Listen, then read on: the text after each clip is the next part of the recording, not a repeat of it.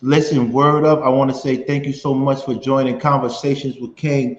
We are in the building, and I appreciate everybody that strives to get us 50 likes before we step into the Coliseum and do what we do best, which is create intellectual dialogue for those to grow and provide solutions for our community while having fun and getting very spicy and ignorant at times. But without further ado, I have to give a shout out to our sponsors so we can start this up. I know everybody's celebrating the holiday weekend of Halloween. Please be safe outside, especially if you have children. Please be safe outside. A lot of people, I think there's more weirdos in the world than on YouTube. So be very, very, very careful out there. Shout out to all those who came. We want to give a roll call first. Shout out to Colette, we love you, Flower. Shout out to Terry, we love you, Flower. Shout out to Brittany B, we definitely love you, Flower. Shout out to all the rocks, the boy ZB. Shout out to Lenski, lover boy Lenski. We mess with you, homie. Shout out to Chris, you know I mess with you, homie. Shout out to everybody from Brooklyn that hold us down and make sure we good. Rasta baby, hope you got your wine and your drinks ready. We know we love you and appreciate you, Flower. Shout out to Gina, thanks for coming through. Shout out to everybody that hold us down and make sure that this show is always rocking and rocking hard. And shout out, most importantly, to Maricela Flowers for keeping us on point and keeping the garden clean, keeping the garden moving. And you know what's funny? This is a funny story, fellas. My mother name is Gloria. My father and mother had pet names for each other. This scared the hell out of me today. My mother called my father the boy. It means the boy, like she's like the boy, like not the man but the boy, right? But my father's nickname for my mother is Kola. Kola in his language means flower. This whole time I'm calling y'all flowers, and I'm not realizing how much it means to me. My mother was called. Then you got Maricela, who's the original Flower, which her last name is Flowers. So it's just everything is just making sense to me. This is why I feel like I'm Neo from the Matrix. I'm really Neo from the Matrix. I'm really supposed to be here. You know what I mean? And change and make a paradigm shift. I'm not making this up. Kola, it means flower. So you can't make this up. I was like, wow, why did I even think about that? So everything means something to me, and everything I do means something to me on this page. Shout out to, once again, the boy ZB. You was showing a lot of support yesterday, man. I appreciate you, Rock. I really, really do appreciate people like you. Keep me motivated, keep me going, ZB. Thank you. Thank you so much. Without further ado, let's bring up the sponsors of the show. Sponsors of the show, the first one we got to talk about is my book. My book. It is called Love and Life Through the Eyes of Travel. Please go and get it on Kindle, Apple iBooks, Book Baby, Amazon. This book is an amazing book. Once again, it is the Rosetta Stone of relationships and the Bible of romance. Sometimes I switch it up. Sometimes the Bible of relationships and Rosetta Stone of romance. Whatever it is, I just know this book means something. This is a real life picture of me and my peanut head in Egypt on a camel with a beautiful Dominican woman. Can't say her name because I got to protect the identities and names, but she really taught me a lot. But she was the first personification of rebel soul. And from that day on, I've been chasing this spirit that's been teaching me lessons. Some say she's a Jezebel. I say she's a learning lesson of love and passion. And without her, I wouldn't be me today. But that's just another story. You got to get the book. It's a very poetic book. Shout out to my other sponsor, which we have, which is, everybody should be getting this right now, is Ripple. Ripple, the ripplecode.com. Please go and subscribe to the ripplecode.com. This is a zero nicotine, zero THC. This is all natural. It's like smoking trees. It's like smoking plants, not even trees, like plants. This is mango, but they have other flavors like lavender, lemon, chamomile, but it's like smoking like tea. Really smoking tea. It only they use herbs and extracts of herbs like ginkgo. This one particularly has natural bakupa. I have to look into that, but it's definitely a natural herb, and it's dope. I love the feeling. I don't smoke cigarettes. I don't smoke weed, but I do occasionally hookah and hashish. If you're a well-traveled, you know what hashish is. You go to Morocco and you have hashish, which is the real hookah. But I smoke this for the aesthetics. 'Cause I really think this makes me look super cool. You know what I mean? When I was a little kid, everybody just smoked weed around me. I didn't smoke. Now I get a chance to be like Method Man. That's all. I just like the look. Don't mind me. But it's a good feeling, and you're smoking like herbs and good things for you. So please go and support this. Without them, we wouldn't be around, and without this book, we wouldn't be around. They supported me when I first started, and they continue to support me despite my crazy antics and crazy ways. So this is a company we will be growing with. Thank you very much. Without further ado, I would like to present my boy, my homie, Willie Dean, because Willie Dean is going to shout out his book. So we could put out, do you want me to put up the thing or you got your book physically? I can't hear you on mute, brother. Either way, you can throw it up. I do have a book here too. So we're going to throw up his book right now, and we're going to go and support his book. His book is such a dope book. We have a lot of supporters here. I think all the men and women need to go and support this book. So please go and support his book. I appreciate the support. You know, first and foremost, make sure you get Love and Life Through the Eyes of Travel. You know what I'm saying? Support my brother. Yo, definitely. I don't smoke, as you can see. My joint is still in the package. Probably gonna stay in the package. but still, it ain't about that. It's about the support. You know what I'm saying? So I'm on this panel. You know, strictly, you know, as a visitor, but I'm a supporter, and every time I come on here, the chat, the best, most livest chat in the on the YouTube space. Appreciate the support, and you know, like I said, don't forget to shout out what you have going on too, so I can support what you have going on. That's it. It's definitely a livest chat. This chat gets busy. Go and support Love by Willie Dean, available on Amazon. Is there any other platforms it's available on? Because I don't know if you Barnes and Nobles. But you know, if you just type it in Google or whatever, it'll pop up all over the place. All right, perfect. Shout out to everybody that joined in. Shout out to Brother Clarence. We definitely mess with you. Hopefully you can come up here. And you know, we saw the reaction video you did. And I apologize for the late subscription to your page. You know, I'm not computer savvy. I'm definitely not computer savvy. We're waiting for the other 4 horsemen. I think E Black is gonna be late, and Darrell, you know, he comes in because he has other responsibilities because he's a man, taking care of his family. So he comes a little bit late, but he will be here. Shout out to Brother Clarence. I was just on his live show before I came over here, and you know, I appreciate the message that Brother Clarence is spreading out over there. So I'm a subscriber, so I encourage everybody else to subscribe too, because it's nothing but positive energy over there, and I like what he's doing over there. Yes, shout out to him. Hopefully, Brother Clarence comes up and just, you know, give us a 30-second like little ad to tell us why we should go and watch the reaction, because it really was really good. Chef, without further ado, the immaculate chef, what's up? What's going on? Peace to the garden. Peace to the garden. That's so funny. Peace to the garden, not the gods, but the garden. Peace to the garden. Peace to the garden. Peace. Yeah, welcome aboard. Yesterday was a wild ride. I hope everybody's well rested. You know, I hope everybody's well rested. But it's another day. We're gonna have some fun in here. You want me to give them the explanation about the garden right now? Absolutely. Give them the explanation, and maybe we have to do a little bit later when we got more people in, because I think they're missing out on that. Let's chill for a minute. That's okay. You sure? Yeah. You know, I mean, we get a flow. I don't want to be like, yo, son, can you drop the, you know what I mean? All right, let's do that. Then we wait. We got 48 watching right now.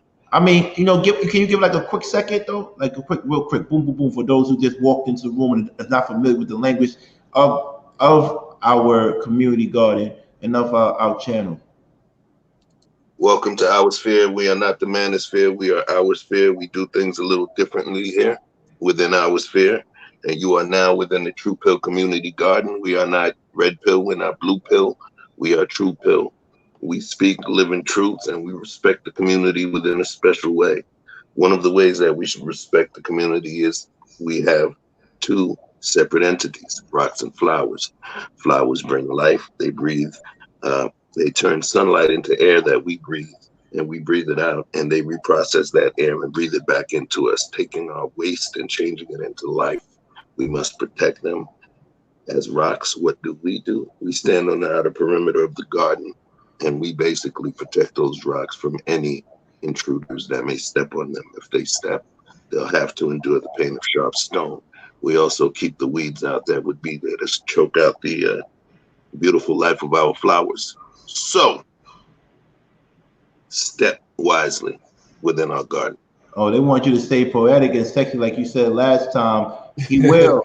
When we get 100 people, he will. They want that. They want that, chef. They want that, chef. Welcome to the garden.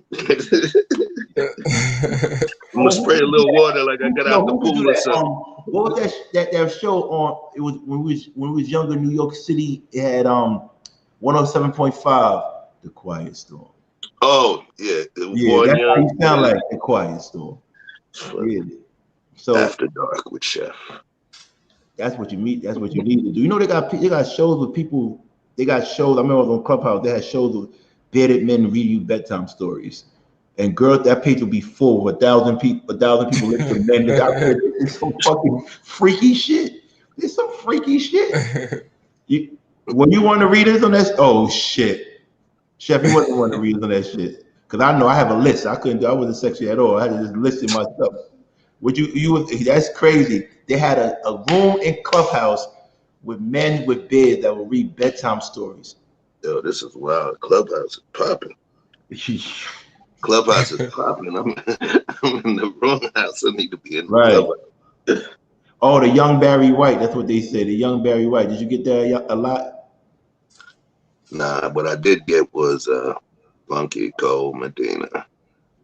Who, Tone Loc? Tone Loc. That's what I used to get. You crazy. You're fucking crazy.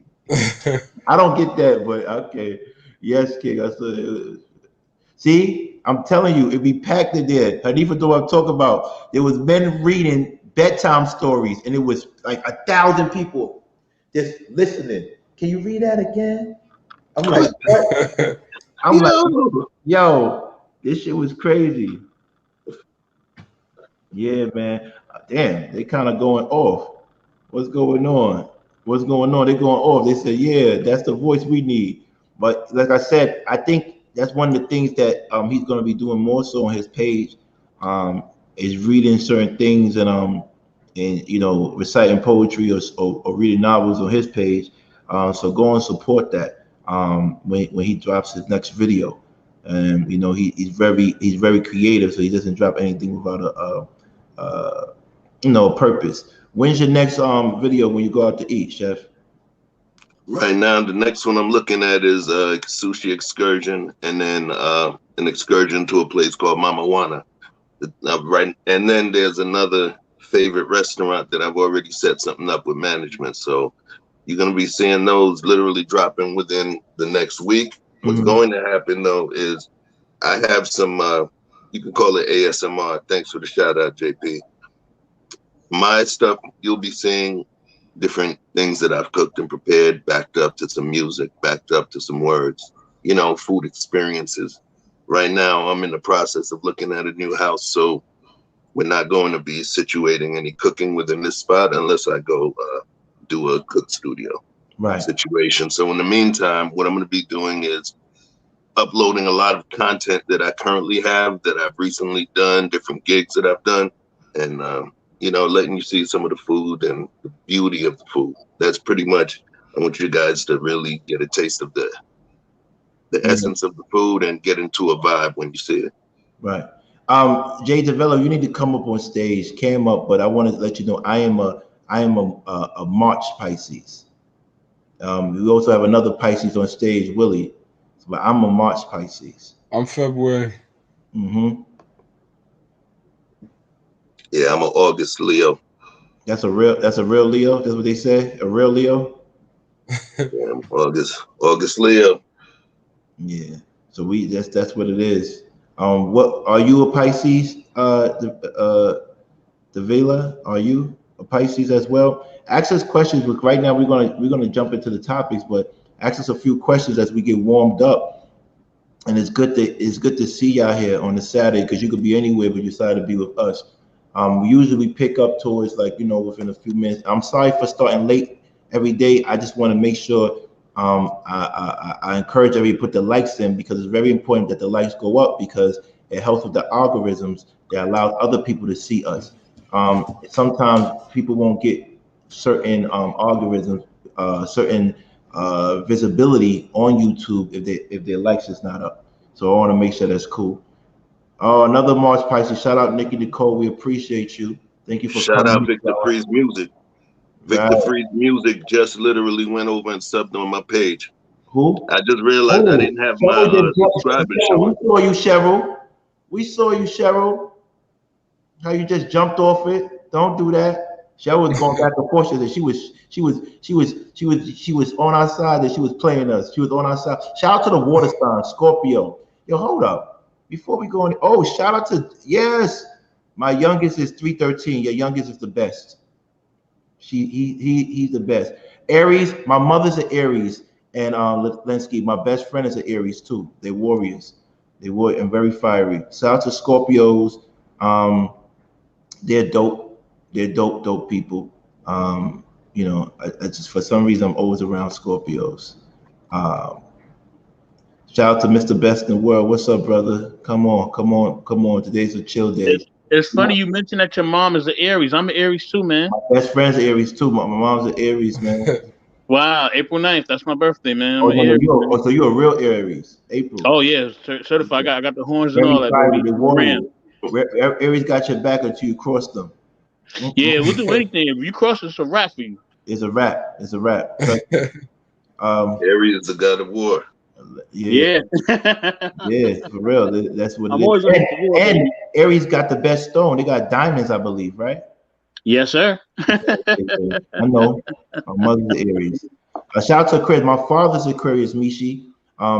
He's like the best person in the whole wide world. He's an Aquarius, so that's dope. I don't know if y'all believe in those zodiac signs. Do you think it has any relevance or not? Lightweight. It kind of showed your character a little bit, but not fully. You still got to be who you are. You know what I'm saying? Like, Scorpio, Tavani, or Scorpio is running the show right now. Okay, all right, that's good. That water sign, I don't think that's real though. What they say about Scorpios, I just think that they're sensual, but I don't think it's like they're sexual. It's more sensual than sexual, in my opinion.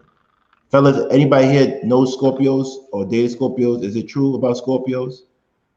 Nah, my uncle's a Scorpio. He kind of he loyal, but he wild though, man. I see Scorpios more so as being more driven, more direct, in terms of their approach, in terms of what they want and what they don't want. That's what I've noticed. Reset both.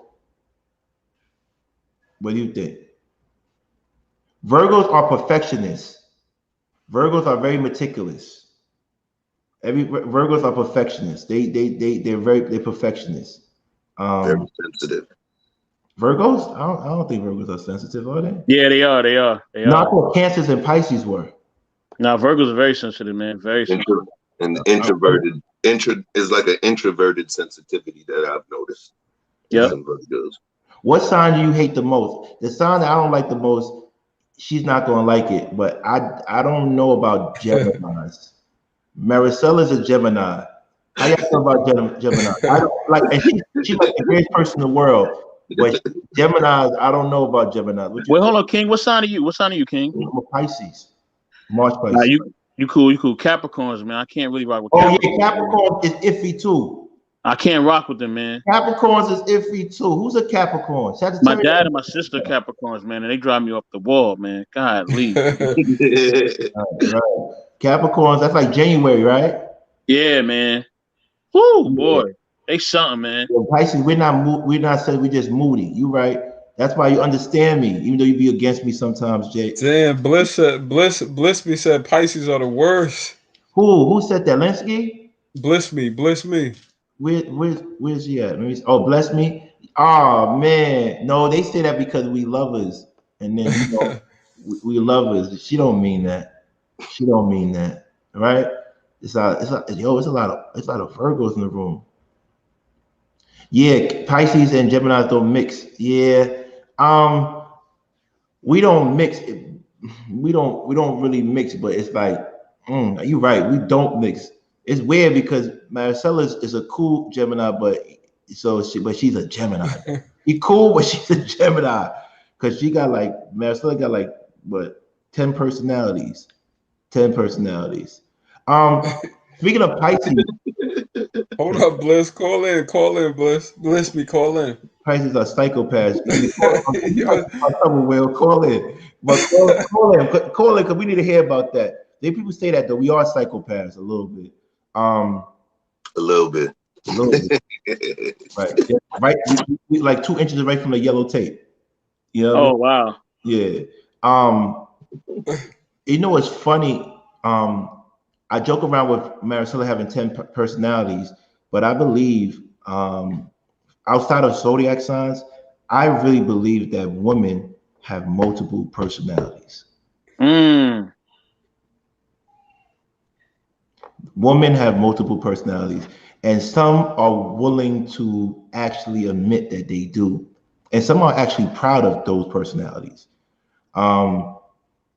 But Geminis have personalities. Like it's like everybody has a name, everybody has a different birthday. It's just crazy. But we'll get it. Oh, thank you. Hello. Hello. Hello. I'm glad you said that. That's what we do. That's a fact. That's what we do. We spoil our ladies. We spoil our ladies, but we don't understand why you can't spoil us back. And that's why all Pisces men, they spoil our ladies after we realize you can spoil us. When you can't spoil us, then we're like, okay, cool. How you feel about that, Will? Because you're a Pisces, man. Yo, I get spoiled. My wife is a Pisces, so. Oh, you winning. Yeah. You winning. You got 2 fishes, 2 koi fishes. Yeah. She's February, March. She's February. 3 days. We're like 3 days apart. I already know how that went.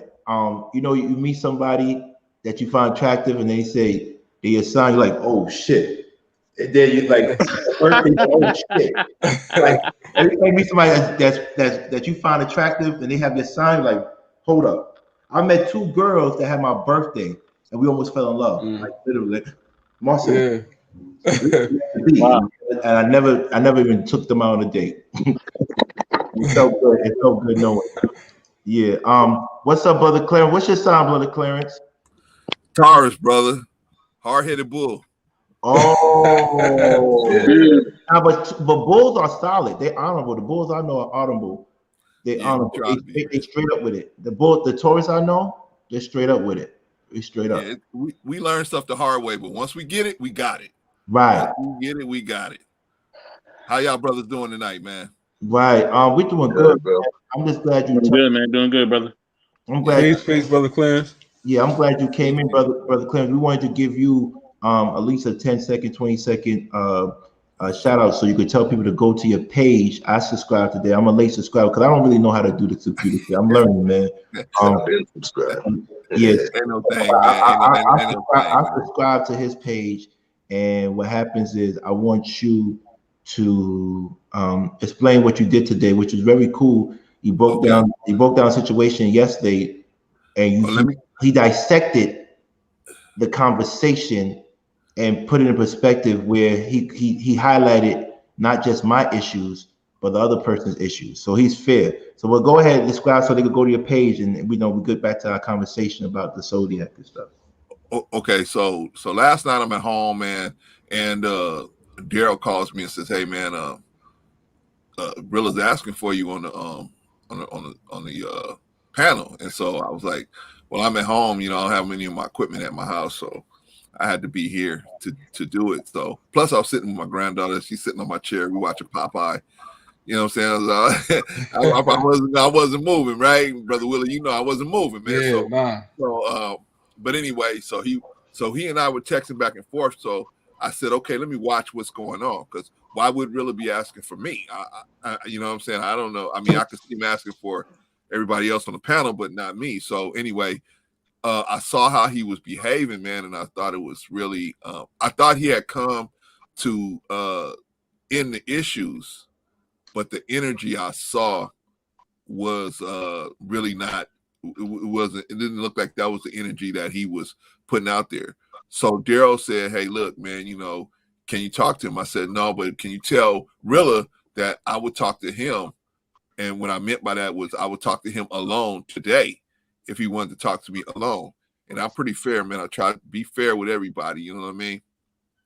So, so today I said, okay, I'm gonna open up a live stream. I usually don't live stream on Saturdays, but I said I'm gonna open up a live stream so that Willa could come in and talk about it.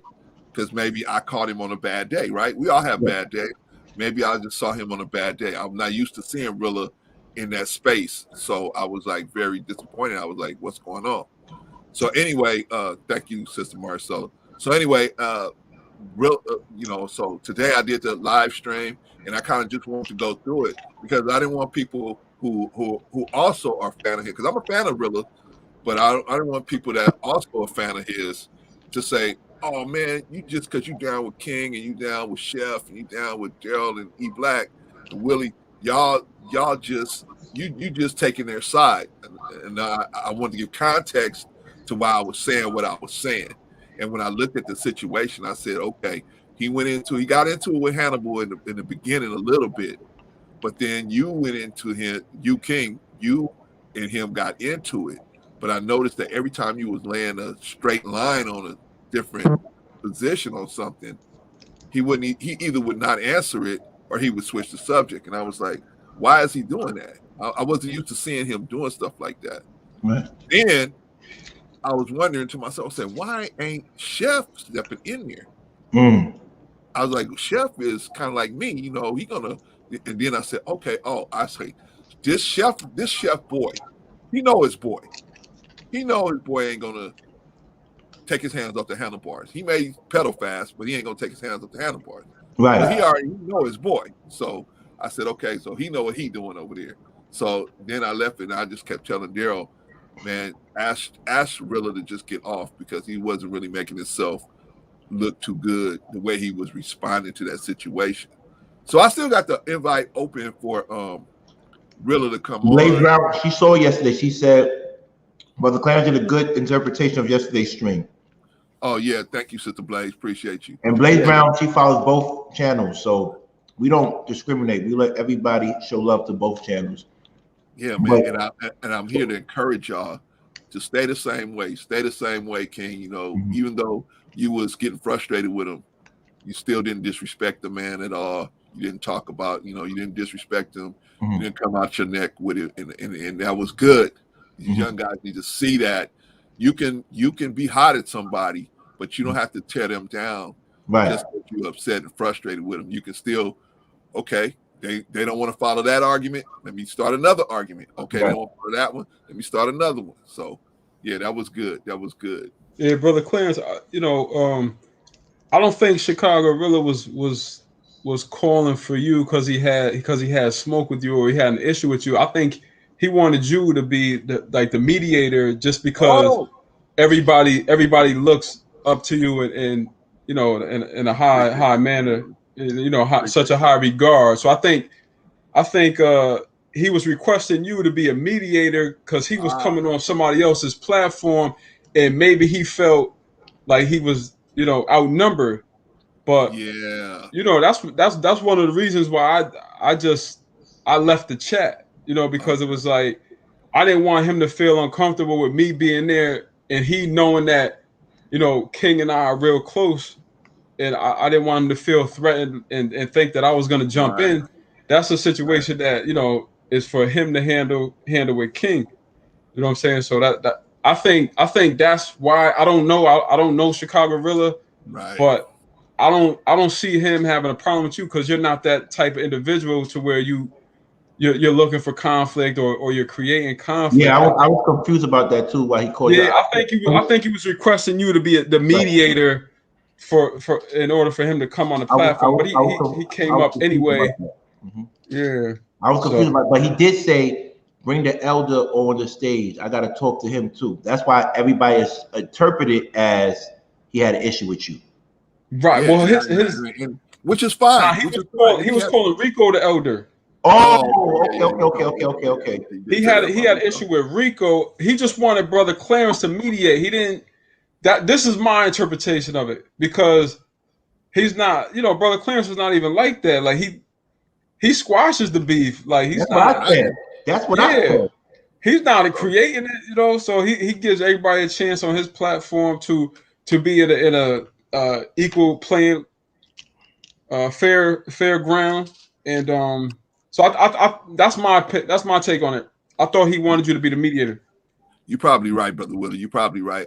Like I said, I didn't know, because I hadn't spoke to him directly, so I didn't know what. And he was hot when he said it, so I was like, what did I do? I don't know him. I don't have any correspondence with him. Willie is right. He had unnecessary smoke for Rico. I don't know where that came from. Because Rico just gave an opinion, but I don't know where that came from. But with that being said, thank you. Go and support the Brother Clarence page. Go and subscribe. He's got a little over 300. We're trying to get him to 600 by the end of the month. That means we got a week left. Oh, actually, no, we got a day left. So we trying to give him to 600. So everybody, let's go and subscribe to him. I did it. It was real simple. You just hit the subscribe button, and that's it. Thank you, brothers. Appreciate y'all, man. Right. Stay doing y'all good work, man. Y'all doing good work over here, and y'all giving that other network a run for their money, man. Y'all stay on topic and on point. Y'all gonna just mosey right past them. They keep up what they doing over there. Right. All right. Thank you. Appreciate you. Thank you, sir. All right. With that being said, we definitely had a oh shoot, hold on, Rico. Sorry, damn Rico. Damn Rico. Yeah, what's up, Rico? Thank you yesterday for your honesty and everything. But Rico, we want to get back to the question. What is your sign? Virgo. I told you I'm a Chef. We're not sensitive, we're passionate. I never said that. I said you're perfectionist. That's for Chef. Oh, okay. I think you're perfectionist, to be honest with you. I think every Virgo, my sister's a Virgo, she's a lawyer. Every Virgo I know, they're real particular with even minute issues, or they're very meticulous about everything. They have to be right. They are more structured than most people. They're more logical and rational than most people. I don't know, maybe I'm wrong, but the ones I dealt with, Virgos. What do you think? I mean, speaking just on my sign, I mean, I do struggle with that. So I will admit that that's a personal problem for me. Right. The Zodiacs themselves is just in one way I don't study Zodiacs, but then I do. It's kind of like, you half believe in it, you half don't. Right. Because you hear things and you don't know if it's sort of like, the tarot readers, are they telling you what you already have preconceived in your mind and reinforcing it, or are they actually telling you some new information? So yeah, I'm all over the place with it. I think Virgos is the best zodiac. I think we rock. We're not sensitive, we're passionate, and without sensitivity, you're dead inside, Chef. Remember that? So I rock for Virgos. All the rest of y'all, that's funny. You're 2 through 12. That's it. Right.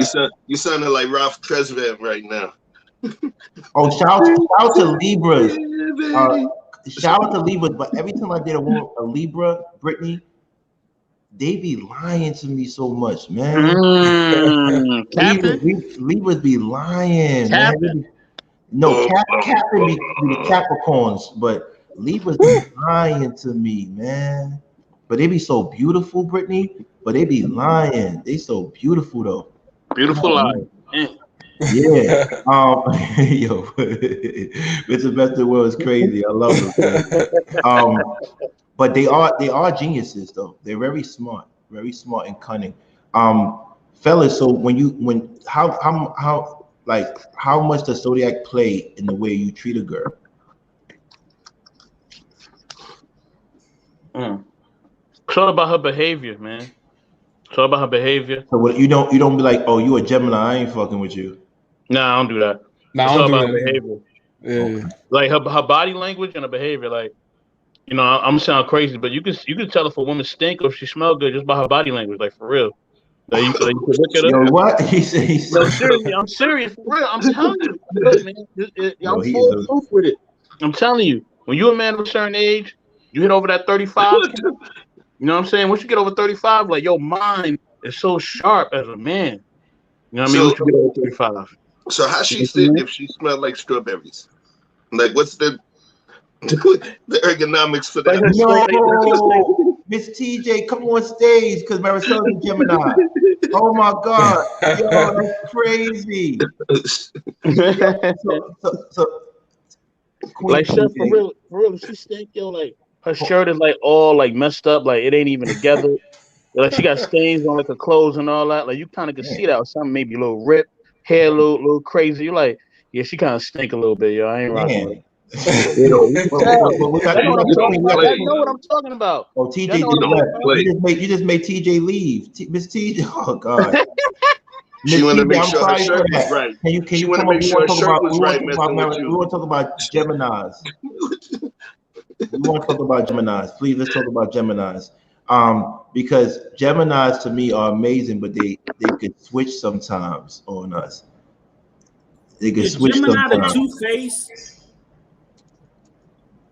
Huh? Is Gemini the two-face zodiac sign? Huh? Gemini. Gemini's the two-face, the mate. They're born in May. Right. Yeah. Okay. Geminis are just, they will switch on you in a heartbeat. From the ones I talked to. Two-face, I don't know. Maybe. I don't know. But we definitely got to get to the heart of Geminis. Sherelle, what sign are you, Sherelle? Because you be getting real litty in the chat room. What sign are you, Sherelle? Because we said we don't shout you out no more, so you don't rock with us. What sign are you?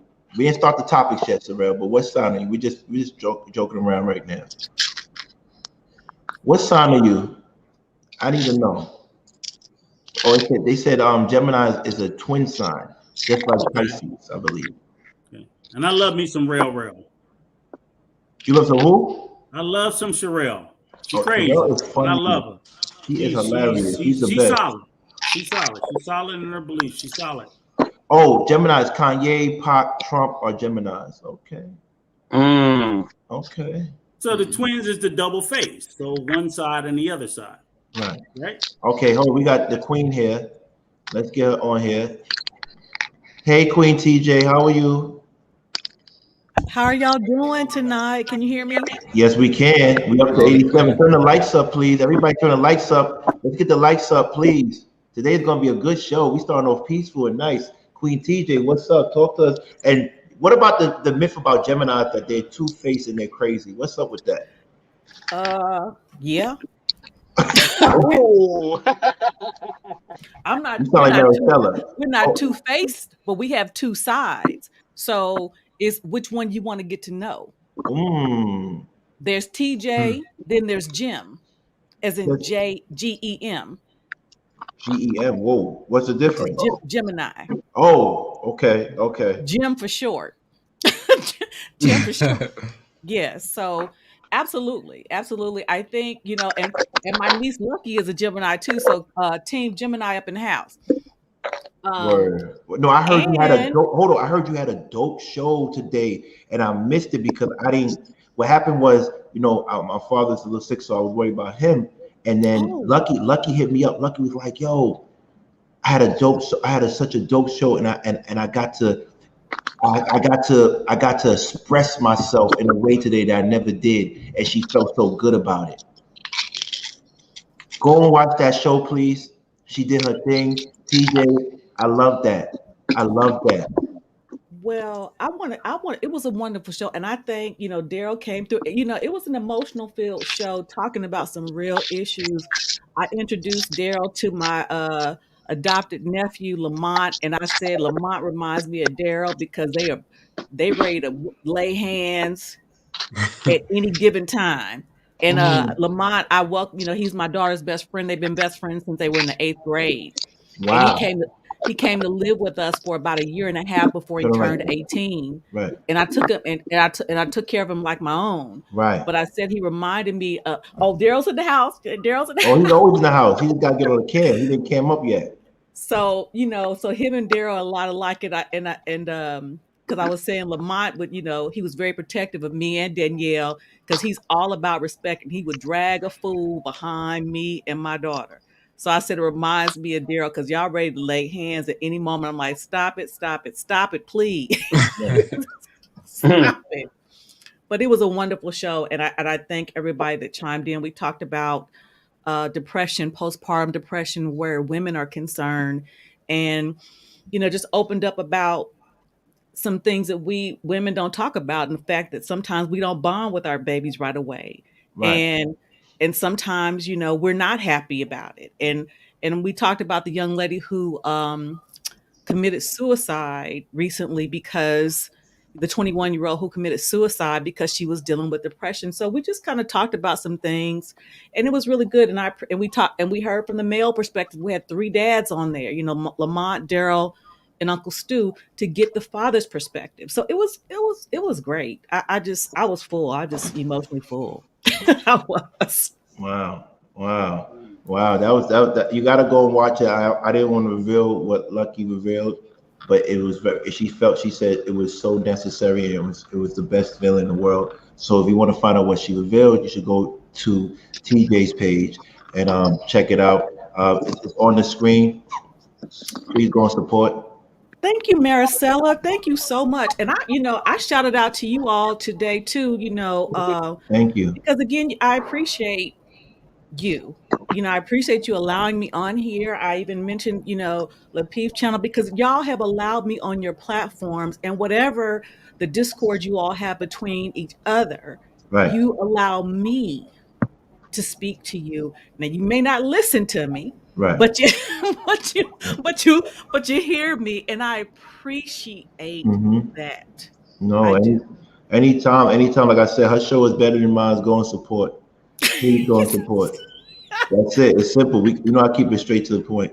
Go and support. What sign are you? What sign are you? I'm a Pisces, March 17th. Pisces. My dad's March 15th. Okay. See? I know my daddy feisty too, boy, Lord Jesus. Oh man. We got a horseman up here. Shout out to E Black. But speaking of feisty, what sign are you? Blizzy. Yeah, I like I'm a Virgo. Oh, he's a Virgo. Okay. Oh, see, Virgos, y'all never wrong, but y'all, even when y'all wrong, you're never wrong. If you know what I mean. Even when you're wrong, you're never wrong. Let me ask you a question, TJ. How important is zodiac sign when you vetting someone? Okay, listen. Free consultation. This is not her Patreon. This is not her Patreon. We're getting free consultation right now. Oh, guess what? This is crazy. E Black and Darrell are Virgos. This is fucking crazy. Now I understand. So when y'all wrong, y'all not wrong. How about that? They both Virgos. You can't make this up, man. And let me tell you something. Some of the closest people to me are Virgos. My mother's a Virgo. My best friend of 48 years, we met when we were 8 years old. So maybe more, 48 years is a Virgo. My oldest brother's a Virgo. My firstborn nephew is a Virgo. Queen Nita's a Virgo. Huh?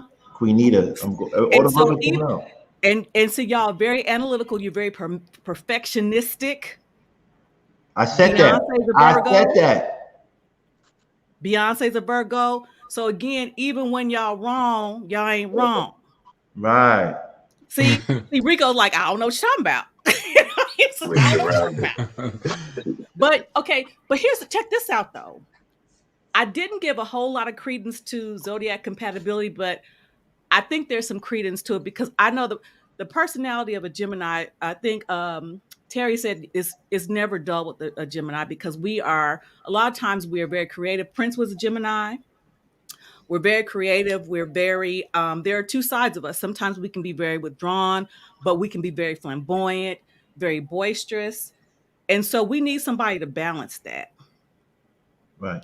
We can't be with a Capricorn Can't be with a Pisces. I don't know I don't understand. But check this out. My husband is an Aquarian. Oh wow, my father's Aquarius. Okay. My daughter is a Gemini. Get out Her of here. husband is an Aquarian. How about that? Get out of here. And so you're saying it mixed better, Aquarius mixed better with Geminis? Oh yes, because both of us can't be bouncing off the wall. That's a fact. And Aquarius men are real like yes. Yeah. My son-in-law is that way, and so is my husband. And they have a way of one of I call her my soror twin. She's our birthday was a week apart. She passed last year. And she said, because we were so much alike, and she said, Terry, I like the way he handles you. Because we Geminis are crazy.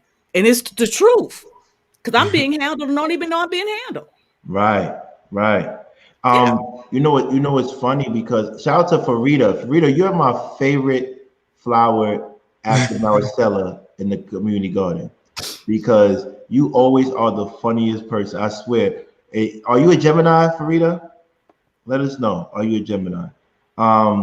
Yeah. See, that's why I like ZB, because my father's an Aquarius, and I get all my anything that's good for me is from my father. Anything structured is from my father. Anything. There's no other. That's crazy. And see, now I understand, because see, Pisces are fiery. My father used to be I grew up in Los Angeles before we moved to Oklahoma. My father is a reformed, but he used to be a pimp. So damn, that came left. Yeah, Pisces pimp, that's dangerous. He was a staffing professional. Yes. Yeah, he was a talent scout. Right, he was a talent scout. He was a talent scout. But that was then in the 70s. You got a story, TJ. That was in the 70s, but my dad was pretty notorious. You got a story. Boy. Shout out to you on your retirement. Congratulations to you. Those who don't know, she's officially retired. Hello. Oh, thank you, sweetheart. I watch your show. You think I watch your show? I don't tell anybody. I'll be watching everybody's show. I just don't say shit. And I got my spies on everybody's show. I just don't say shit. That's why they were thinking they're getting over on me. That's why I said it's a passive aggressive thing. Is you're not gonna get, because my spies be everywhere. Remember, anytime you see an African name, they my spies. And that's what I said today. I want both of y'all to major on the major and don't major on the minor. Right. Because y'all, it's enough work to do. Period. Right.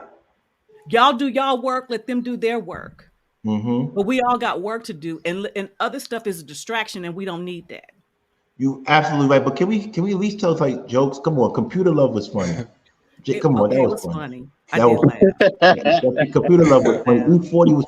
Come on, can I tell jokes, please? But you are a comedian anyway. And see again. Oh my gosh, one day I'm gonna invite my dad to come on to your show, because he will make you laugh even when you don't want to. Right. He will make you laugh when you don't want to. Mm-hmm. Even when you want to be mad at him, you still find yourself laughing. I'm still mad, Dad. Let me ask you a question. A quick question. Sir. Your father being a pimp back in the days, that means you were hip to game. Not too many men could fool you, right? Well, yes and no. Okay. And the reason why I say that, because, and I've said this before, children gravitate toward the parent that's not there. And my father wasn't there a lot. Okay. And so that's why I say the first man that a little girl loves is her father. Even if he's not showing her what she needs to be shown, that's the first love. Mm-hmm, mm-hmm. And my father, I was a daddy's girl, but no. The lights up. No. And it's funny because I did gravitate toward men that were like my father, mm-hmm. but they weren't the best men for me. Okay. And had my father been more active, because I've said once before, when I was in I was 30, and I was in a relationship, and the guy broke my heart and got somebody pregnant mm-hmm. on me. So I was at a point that I really thought that I would just lose it. And was talking to my father, and he, for the first time, he kind of broke down to me and he said, "I'm sorry. I wish I would have been there for you more, because had I been and showed you more, maybe you wouldn't have made the kind of decision." So he realized that had he been there, he could have hipped me to the game. Right. There was some game I was hip to, but not enough. No. You know what's crazy? You know what's crazy, because from that particular interaction with your father, do you feel like certain things that you learn, positive or negative, you can't let go? Against my father? Yes. Oh, wow, that's a good one. You know, it's so funny. Oh my gosh, you cut to the white meat with that one. Well, I mean, that's why I be trying to tell people I'm Neo from the Matrix. This is what I do. The topic today is learn how to let go of things.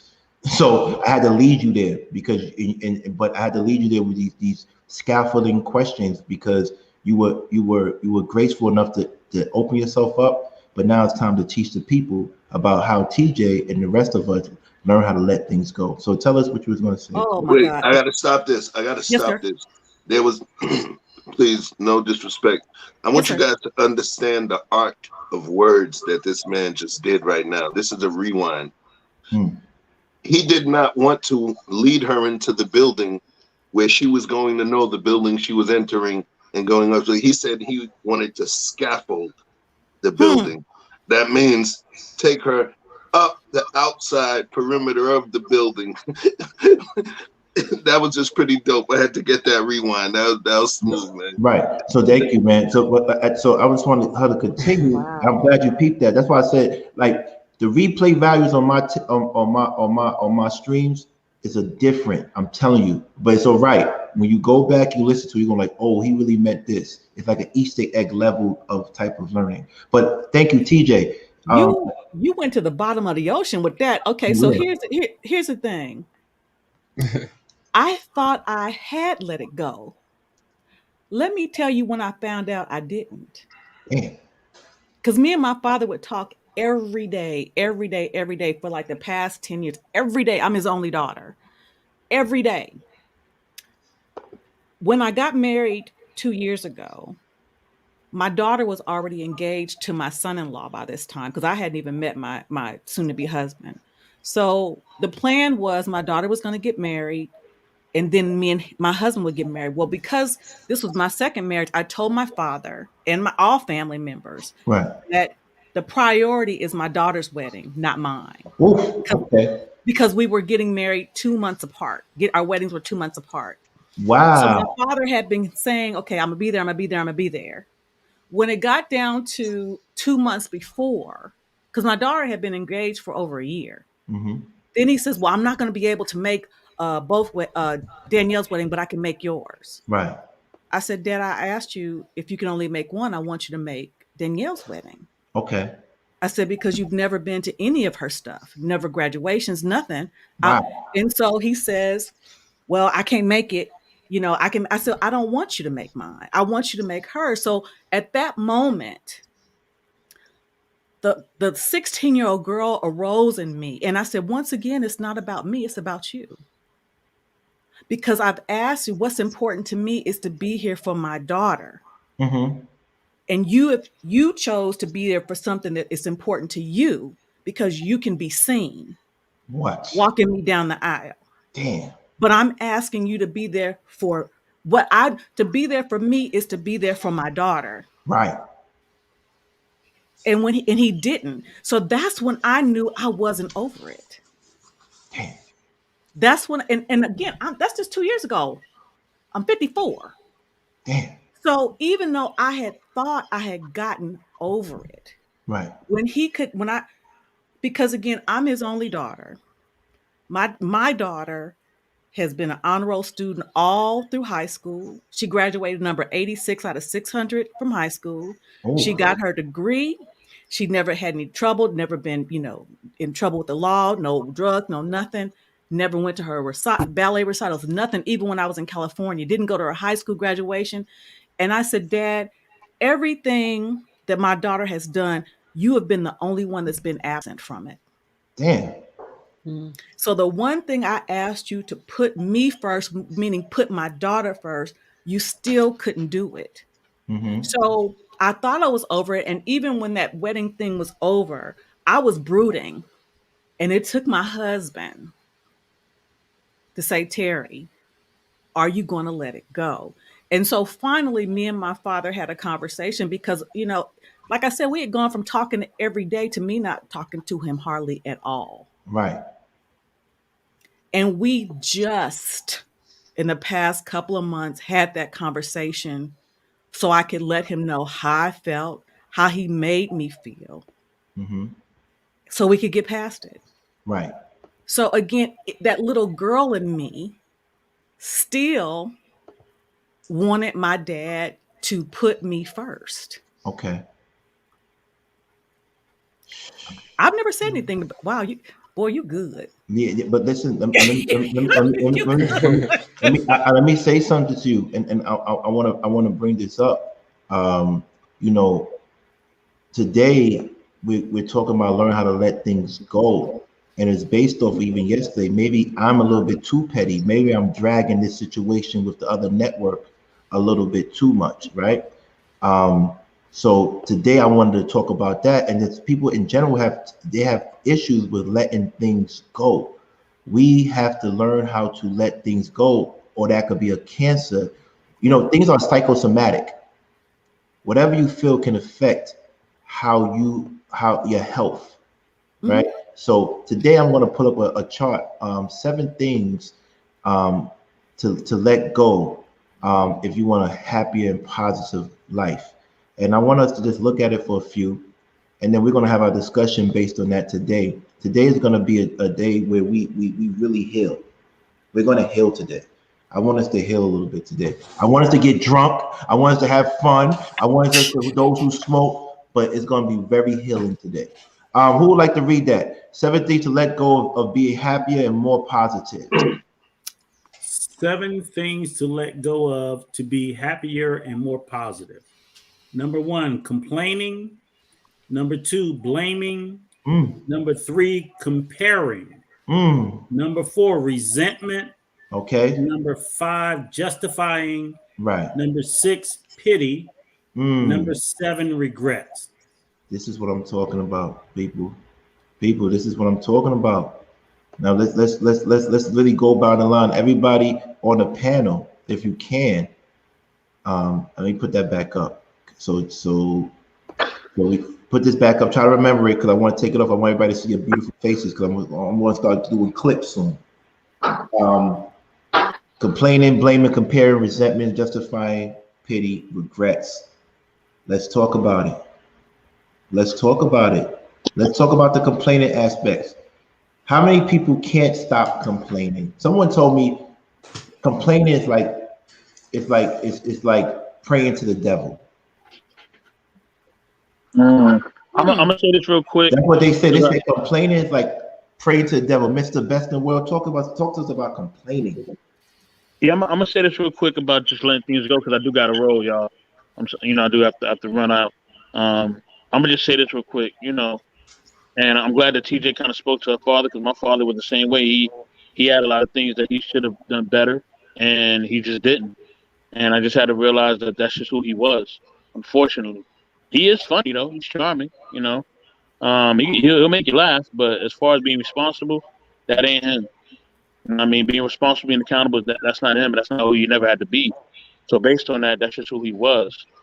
And so when it comes to complaining, to answer your question, King, sometimes when you can get just in a rut. I mean, you just get a cycle where instead of you dealing with your issues, you just complain about them all the time. And you got to break that cycle. You got to become your own biggest supporter.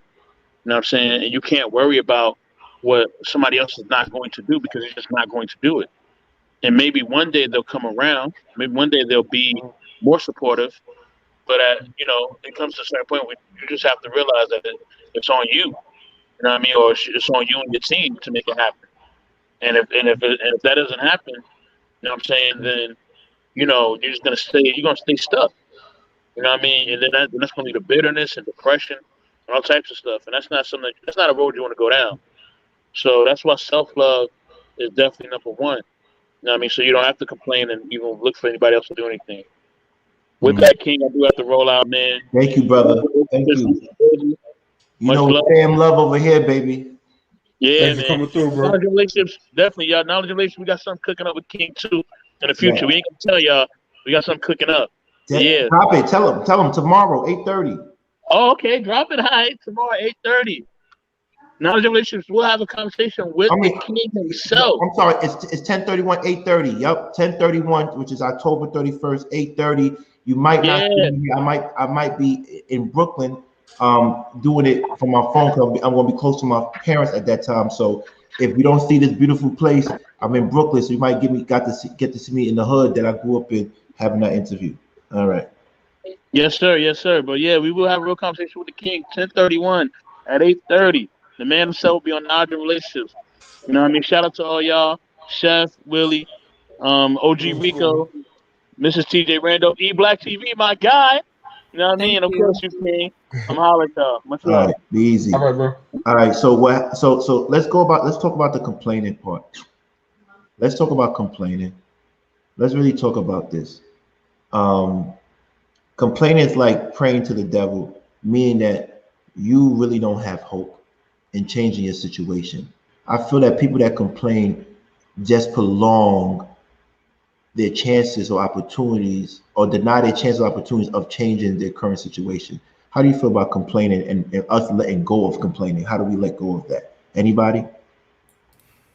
To me, complaining is pointless because you're sitting there talking about what is instead of doing something about it. Mm-hmm. You know, so that's something that I prided myself on never doing. You know, if I have the time to complain about something, I have the time to do something about it and change the situation. You know, everybody gets in tough times, but you're not going to get out of those times just sitting there complaining how tough the times are. Like, you got to get out there and get back on your feet, man. So right. Complaining, you're just digging yourself in a deeper hole.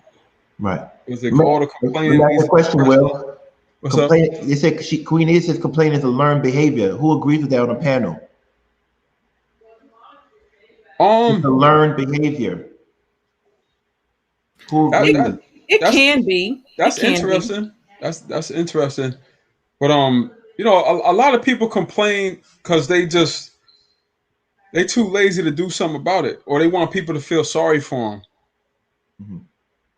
or they just want an excuse to feel the way that something is, instead of changing the situation. Sometimes you just got to get out there and just make things happen instead of just accepting the way things are. Right. Queen TJ, why do you feel that it can be complaint learned behavior? Well, because again, it goes to your environment. I mean, if you, let's say, for instance, your mom is complaining about whatever and never can find a silver lining in anything, that's a learned behavior just about like anything. But it's funny, I will say sometimes you're complaining and you don't even realize you're doing it, because again, it takes my husband had to grow me. He says, he said, "Are you going to let this go?" And I didn't realize that I was complaining about what was going on with my dad, instead of talking to him about it. He knew I was mad, but again, who was hearing me talk about it all the time was my husband. So Fine's like, "Are you gonna get over?" I'm like, "I am over." He said, "No, you're not." So well, again, sometimes you don't even think you are. Lady TJ, yes, sir. The interesting thing that I'm hearing from your story is that you've never been able to forget, therefore you've never been able to forgive, and it's been delaying your healing process. And you're right, because again, remember I told you I thought I had. Right. And it was only until but you didn't forget about it. If you didn't forget about it, you didn't forgive. You didn't fully forgive. Right. Yeah. Because again, I'm telling you, me and my dad would speak on the phone every day. So again, you only know if you've forgotten and forgiven when you're tested. Right. And the wedding situation tested me. And had I truly been past it, it wouldn't have caused that type of reaction in me. So the testing let me know that I had not gotten over it. Right. So you're absolutely right. So there's something funny in terms of that discussion, right? There's a book that I had read. It was normally a book that I recommend, to folks that I mentor as well as folks that I worked with before. It's called Who Moved My Cheese by Dr. Spencer Johnson. And what it is it actually speaks about there's two characters. One is named Hem and the other is named Haw. Turn the lights up. Their cheese was missing. One of them was sitting there crying, lamenting about the fact that somebody moved his cheese. Where the hell is my cheese? I need my cheese, and got all emotional. While the other one went on a task to go procure some more cheese instead of sitting there and complaining. And it breaks down the personality traits of some of us. And they were even able to make it into a children's story. And what it does is it shows you the difference between lamenting or complaining and actual solution-based thinking. So it is a learned behavior. I believe that. But when we say learned, we teach it to them. If we consistently complain and make emotional outbursts in the face of an adverse situation, as opposed to trying to resolve that situation, then we can raise children that will be well versed in complaining and bitching and moaning. So it's what we do. It's our tactical approach to those situations that will then transfer on to the children that learn from us. Can I interject for a moment? And I just want to bring up, I think about words and the meaning of words. So when I hear the word complaining, the first thing that comes to mind for me is someone's initiating a problem. I work in the legal field. And the funny thing about it is when you go to court, the initiating of a lawsuit is called a complaint. Hello. Someone brings forth a complaint. Right. So you have a plaintiff and you have a defendant, but the problem is a complaint. I do think it is a problem for excessive complaining, just over and over and over. However, it's just a fine line. When people, if we don't complain, if we don't bring forth a problem, then there is no solution. So I could have a problem and not say anything because I don't want to complain.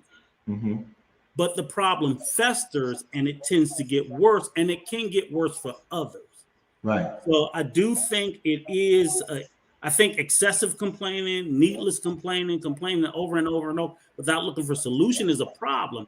But just to say the word complaining is just to bring forth a problem to look for a solution. And so for every word on the list, it's like, there's pros and cons.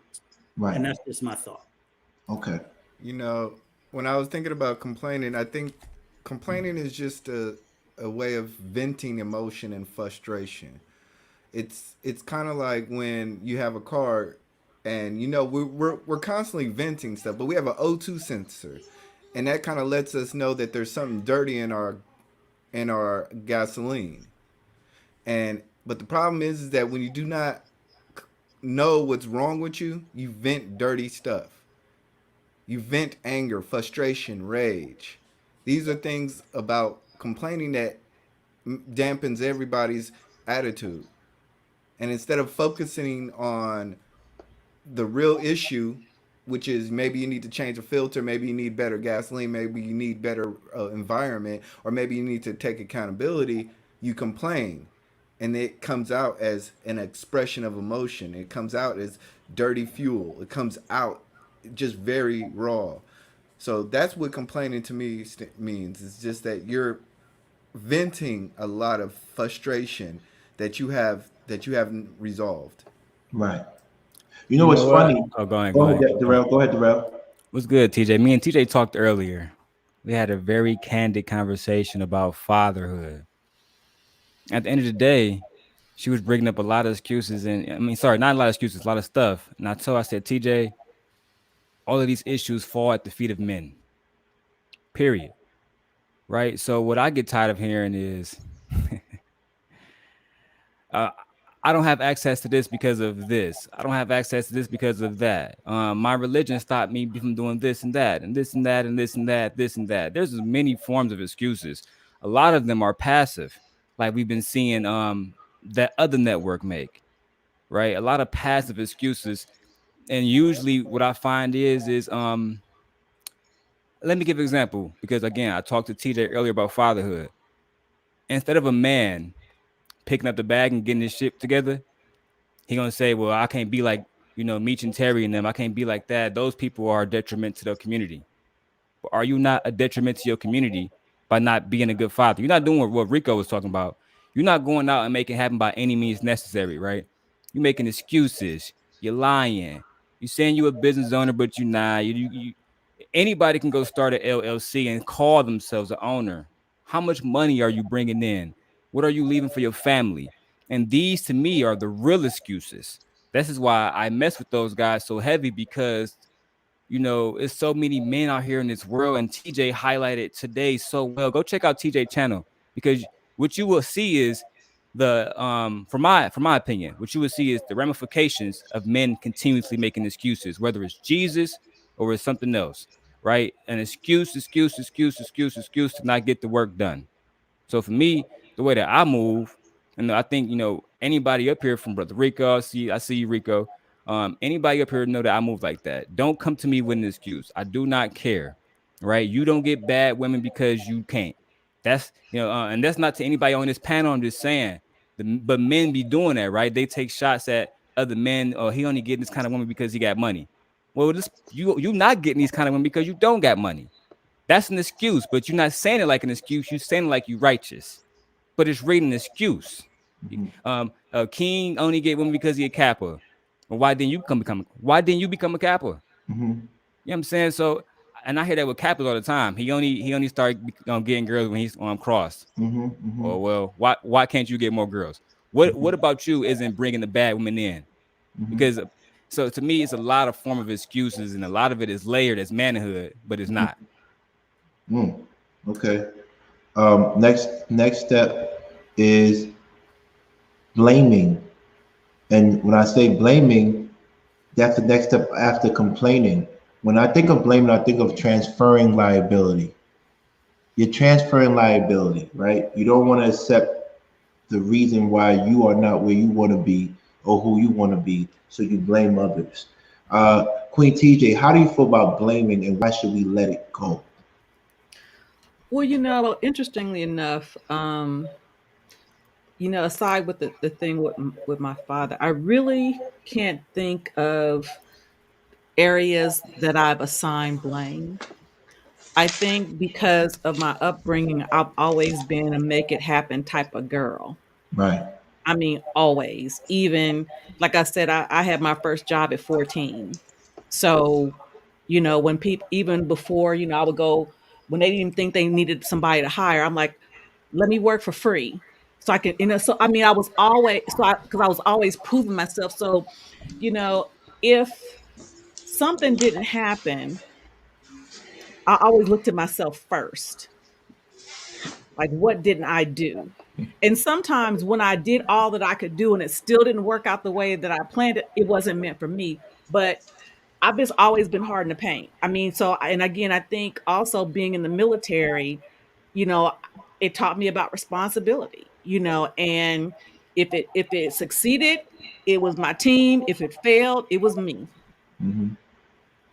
That's the way I've always looked at it. So I don't, I have to say, for the most part, I think I've handled the idea of blame pretty well, because I've always had to take accountability for my stuff. Always have. Yeah, I agree with Lady TJ, because I had the same view. Because people that are looking to blame somebody, they're really looking for a scapegoat for the reason they're in the situation that they're in. You know, people fail to realize that you have the power to change your situation. You know, you're giving them power, blaming them for the situation that you're in. Like for example, like I'll put it in basketball terms just because, you know, that's what I used to do. Every time that we lost a game, the first thing I would look at, like say we lost the game by 2 points, I would look at my stats and be like, yo, okay, if I had one less turnover, we'd have tied. If I had two, we'd have won. So I never blamed my teammates for us losing the game. I always looked at myself first. I always blame myself first. You know, because a lot of the times, like, if we just focus on what we need to do, everything else will play itself out. Mm-hmm. Everything else will work itself out. If you're doing everything in your power to be the best you, then there won't be any reason to blame somebody else. E Black? You know, I was thinking about blaming, you know, sometimes people use blame to justify their actions. You know, because I'm injured in a situation, I deserve to act the way I act. Because I was fatherless, I deserve to act the way I act. Because I didn't have enough money, I deserve to sell drugs. Turn the lights on.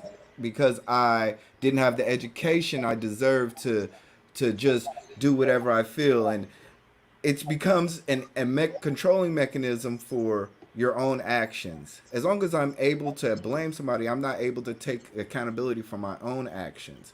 Right. And Linsky is sending it right. So if you want to let go, you have to take accountability for your actions. And what TJ was saying is exactly right. She took accountability for her own actions. Therefore, it's easier for her to let go. But like you said, there's a lot of stuff that it takes. So we're going to get through them all. Chef.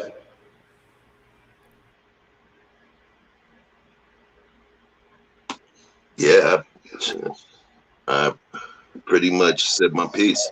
You know, solutions versus complaining. I did mention something about folks, let's call the term, expelling their demons onto us.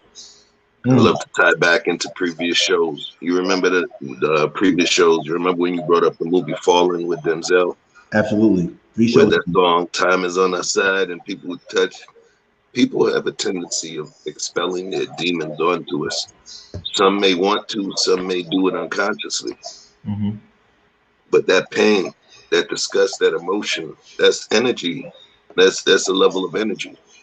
And when we allow a person to express that to us, one thing we're doing is, by allowing them to expel that energy, we're giving them our positive energy. So you ever heard of the term pouring into someone else's cup? When you pour into someone else's cup, you thus sacrifice your energy, but you're absorbing them. You're absorbing their stuff. So we have to be extremely conscious on how much of these things that we take on. My mom used to say, be careful, son. Even being good, be careful of the burdens that you take on from other people, because they can forever change you while you got that person right. So, you know, you got to watch out for that, because there's always going to be those friends that only holler at you. You know, when they talk about fair weather friends, right. There's the bad weather friends. Those are the ones that come around whenever everything is messed up. Those are always going to be messed up for them, and they're laying all of this load at your doorstep. Just watch out. Right. Okay. Marcella asked a good question. What's the question? She put it in the chat. All right, let me see. Let me scroll up. If she could put it back again, because we have so many people commenting. If you are a victim of, and you are hurt, is that complaining? Even being the best you, the kindest people are hurt, targeted the worst. What about them? So when you say that, I didn't use those words because I don't know if it's being flagged, and I don't know. So you get what I'm saying? Good job. Also, before you ask that question, so if you use 10 seconds of a song that's not yours, copyrighted, they could take it down? Oh, 5 seconds. They took one of my videos down for that, for using that word. That word not really. No, not the word. I said song, like a music. Oh, if you don't have the rights to that music, you would get copyrighted. Yeah, for sure. I don't know if you would get taken down, but I had videos taken down recently. Yeah. For music. Yeah, I did a reaction to Adele new song. They blocked it. But you didn't get in trouble, right? No copyright strikes. But you can't make money off of it. No, but you didn't get no community violations for it. No community violations. Okay, well, I hope y'all recording this one because did you put the copyright thing of the fair use thing in there? No, I did not. Yeah. Okay, so that that's what I do, because on my lives I always stream my nephew's saxophone song, and I put the copyright information on it for fair use, because he's authorized me to use. So anytime I put a song, I just put the fair use on there, and they'll make a note of it, but it's not a strike against me. Right. What do you mean they make a note of it? Well, they'll say a copyright claim, but it's not a flag against you. It doesn't affect your monetization. Right. Well, you can't make money off of the portion that the song is on. Right. But again, if you don't give credit to the actual artist, it can be a strike. Correct. Oh, so you have to say the actual artist's name. Yeah. Oh, okay, I did that. Thank you. Or put in there, the song, the any rights that it goes along to them. Say copyright act of so and so and so and so. All rights are reserved to the owners. That kind of stuff. Just a standard blurb. Okay, I can put that in my description, right? Yep. Well, I would to be honest with you, King, I would get with a streaming music service, and it might be a monthly charge, but that way, when you do play the music, it'll be like they have a way to where it's automatically like, hey, this is fair use of music. Right. I mean, like I said, you can't hear it at all. You barely can hear it. When you watch it, you'll see it. I doubt you can't hear it at all. It's like say you're walking, if my neighbor's playing music loud, I can get flagged for that. No. Okay. I've actually had where I had my wife play some music in the background, but this was on another channel, but not channel, but streaming service, and they actually picked up like a couple of words of it, like just a couple of words. It was like bad and bougie or something. It got flagged. That's what I'm saying. If someone driving by and plays music in the car loud, you're gonna get flagged for that. I've seen a lot of the videos that's on YouTube where the content creator will say, they'll even go mute. They said uncopywritten music or copywritten music playing, and they'll go mute for like 3-4 seconds. And that's just from walking into a business, into an establishment, and you'll hear music in the background. Sometimes they'll just throw their own little music over it. Okay. Because I'm just trying to figure out what's going on, because I don't want to be walking down the street or my neighbor's playing music and they take down the video. That's all. Let's get back to the discussion. Gentlemen, I'm sorry. I'm gonna go ahead and go to bed. Okay. I'm just getting late. Mm-hmm. Thank y'all. I appreciate y'all having me on. Good night, TJ. Thank you. Good night, TJ. Thank you. Let's talk about what Maricela said in regards to that question. Do you remember that question? I remember it. I think that anybody who would say that somebody has been through that situation is complaining, you're just being insensitive. I mean, you at the very least, you're being insensitive. At the worst, you need to be knocked out. Because when people go through something like that, I mean, at the very least, they're going through therapy. At the worst, a life could be lost. So with that being said, we can't play no games here. When it comes to that arena, no games could be played. No jokes can be made for entertainment, none of that kind of stuff. So for me, if I found out somebody was in that situation, I'm completely sympathetic. You know what I mean? And what's crazy about that situation too is usually they protect the offensive party, right? Like they be on some Stockholm syndrome type stuff. They don't go to the police. You hear a lot of policemen say that. A lot of incidents are not reported, which is crazy. But to me, it's because people report it and then they get shamed. People report it and then they get called a 304. Well, she was being a 304 and she dressed like a 304. Even shout out to Dave Chappelle, but he made the joke. If a woman is, if I'm dressed like a police officer, I got a police officer uniform on, and something happened down the street, and an accident happened, people see me, they gonna come to me for help. And he correlated that to how women dress and how men behave, based on what Maricela was saying, right? To me, I think that's a deeply flawed contradiction. You know what I'm saying? Those don't correlate.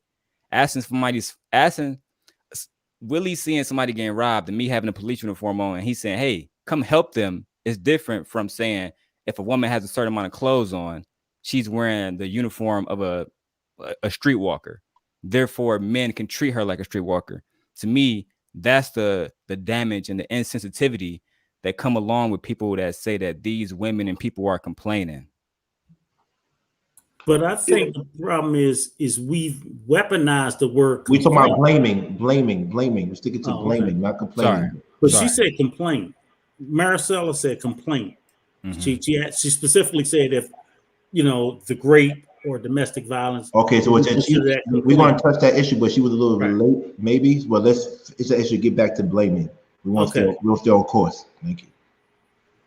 Go. You can answer the question. Complaining. Okay. You can answer it. So the only thing is, I said, and I go back to what I said in the beginning is, I just think that we need to be careful not to weaponize the word complaining, because again, in the instance that Maricela brought up, if that was to happen, it would be a complaint in a court of law.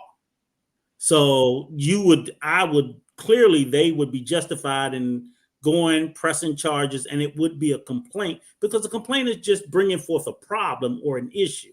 So we just need to be very sensitive. We say complaining, and people, it has a negative connotation, and people always present, oh, you complain, because we equate it to, a nagging girlfriend or a nagging boyfriend, and we put it on petty things. And yes, it's not small petty things we shouldn't be complaining about, but very serious issues, yes, we should be complaining, putting forth the problem. And the last thing I'll say is about the blaming thing is I 100% universally place all blame with self. I never project outward with any sort of blame. No matter what happens to me, good, bad, and probably to a point of irrationalness, is that I feel like if someone did something to me, what did I do to put myself in a position for that to happen? And that's sort of like what Daryl said. As men, I just grew up that way. You hold yourself accountable for everything that occurs to you, good, bad, or indifferent. So even if I'm in a space where I got robbed, why was I there? Why was I this? What can I change about it before I ever look outside of myself? So I take to the point of just like being irrational and crazy and complaining. Yeah, I think sometimes people complain too much, but basic complaining is the presentation of a problem, looking for a solution, and it's justified. Right. The crazy thing about Maricela's question is that a lot of the women who I've known that been in those situations that she touched upon in her question, a lot of them end up blaming themselves, which is crazy. It's like, how can you blame yourself for this individual taking advantage of you? Because that's really what happened. This individual took advantage of you, and then you're trying to justify this person's actions by blaming yourself. And it's a crazy dynamic and thought process. Because another thing is, look at for example, like a lot of the women who have been abused or are abused by men, they end up staying with them, justifying the man's action. Oh, he just beats me because he loves me. Like, that's crazy. It's crazy how they come up with this thought process of associating and justifying those actions for the reason why they're being mistreated and taken advantage of. Well said. Next one, let's Nisha, like your cousin calls you. Would you like to go first? Okay, so we're on the topic of blaming. We're on the topic of blaming still, correct? Yes. Blaming, correct? Yes. Okay. I was always told to, take accountability for myself in a way. Now, when it comes to instances such as rape, that was, that was totally different, right? So when it came to those extremes, then I would have to not take it as, I would be in therapy, like as Daryl said, I would, be in therapy, getting intense help, because then even though the person did something, that completely violated me, I would still be the type of woman to be like, okay, was I wearing too little, or how could I have protected myself in a sense? And I think that stems from having a community where there may not be having an environment, where the man isn't around to protect. So that thought doesn't even have to come through my mind as far as, okay, why didn't I protect myself? Right. So I think when it comes to blaming, there are instances where, the blame is ours, and in situations where the blame is not ours. And I think deciding like the difference, like, I think that'll help us better cope, with the things that happen and just dealing with, life adversity. Okay, perfect. Next one, comparing. They said comparison is the thief of all joy. Why do we as people like to compare our situations with others and not bask in what we have? Why is that something we need to let go of? We need to be more positive. Comparing. Rico, tell me how comparing could just take you out this healthy way of thinking or living. Comparing. It's funny. I was just thinking about it. A conversation that I have with my sons a lot. And as an older gentleman, we tend to always compare, like, we had it much harder than you had it, things of that nature. And then even my son, I see him starting to do it with his kids. And it's constantly, and it's that's a struggle. That one, the comparison. They talk about, when they talk amongst the races, well, did you have it worse than this people? They throw around terms of victim Olympics, and it's like it's no race or there's no trophy to be awarded if we've all been offended. That there's the comparison between the sexes, which is going on crazy today, where men against the women and so on and so forth. I think it's exactly the way you describe it. It's the thief of all joy, and it kills all opportunities for solutions or success, because everybody just is wanting to profess their problems and their hurt.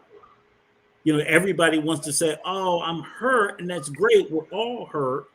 And no one's looking at solutions. So that's when I struggle with. That's when I struggle with constantly. I try not to compare, what my generation went to. Oh, I didn't have a father. I didn't have this. I didn't have, like, so what? Let it go. I don't blame, my kids for having for me being a father. But I sometimes say, well, when I've actually had a couple of conversations with my son, we were like, but Dad, this is like, I'm like, and the first thing I would say, well, I didn't have a father. That's comparing. I'm comparing to him having a father, to me not having one, and that's unfair, but I still struggle with it. I don't have an answer. Perfect. Chef? Folks do it all the time. In terms of this one, I'm thinking we're talking about the aspect of what's called negative comparing, right? We do it sometimes to make ourselves feel better, which is crazy. How do we do it? Yeah, and it's just to placate ourselves so that we don't hold ourselves accountable, and so that we don't do anything to progress ourselves forward. Be like, shit, at least I'm not like them. At least I'm not like in that situation. And what that does is it puts you in point of stasis where there's no progress, because now you're comparing yourself to a lesser situation, and that's where you're naturally setting the bar for comfort, right? But then there's another kind of comparing that we do that works in the same way.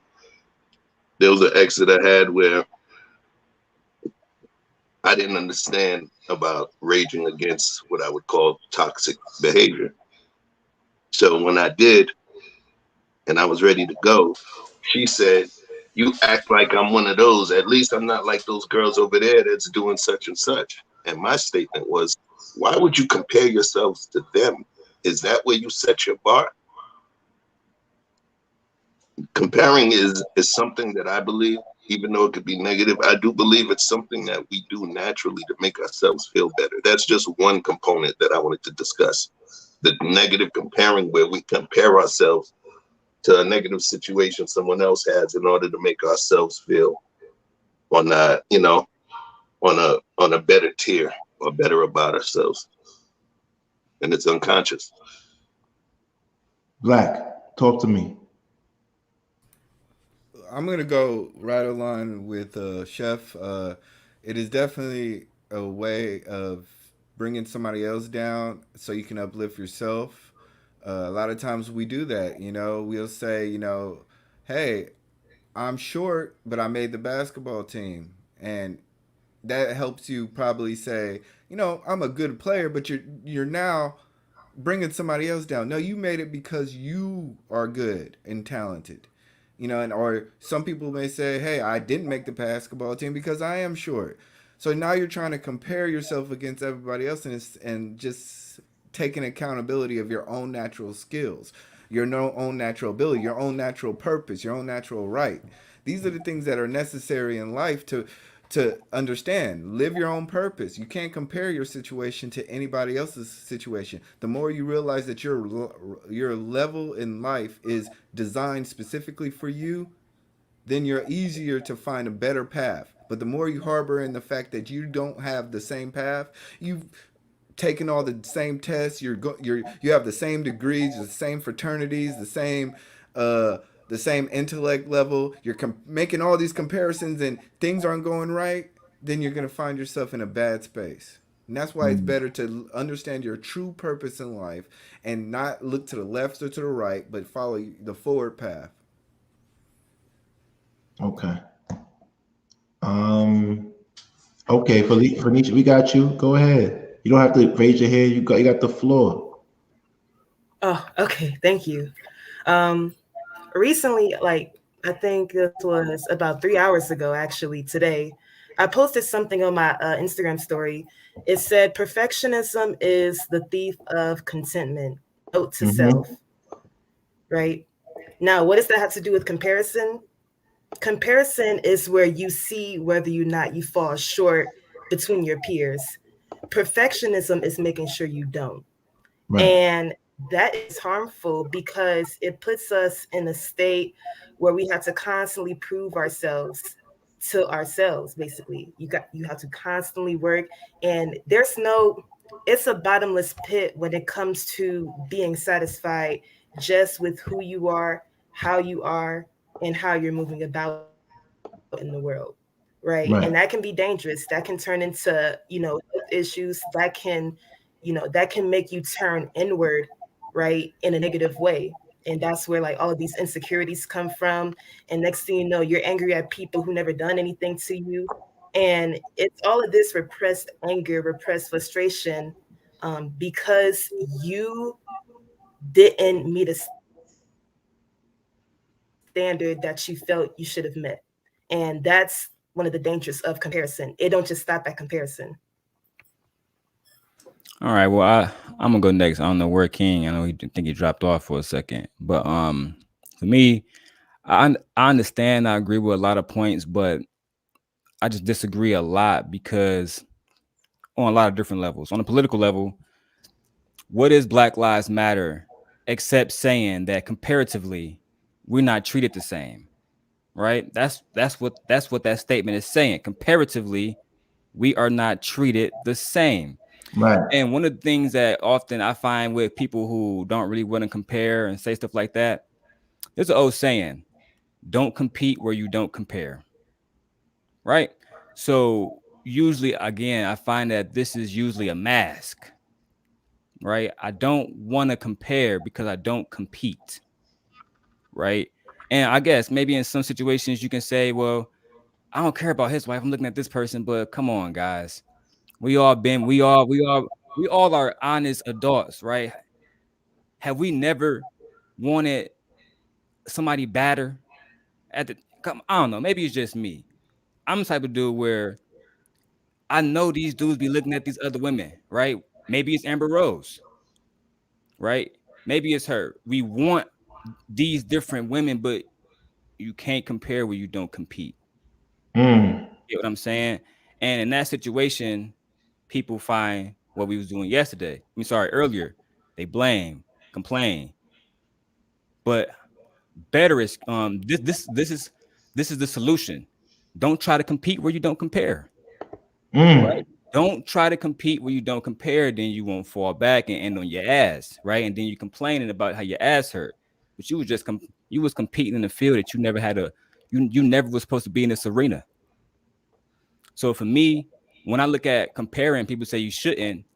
I think, damn, should we not compare how the way that Black people are treated to everybody else in this country? Should we not compare the way that banks give loans to everybody else, to African Americans? Should we not compare these different things? And if we start comparing, will they stop taking statistics? Will they stop giving the fuck? That's how I look at it. So to me, I compare a lot. I do a lot of comparison.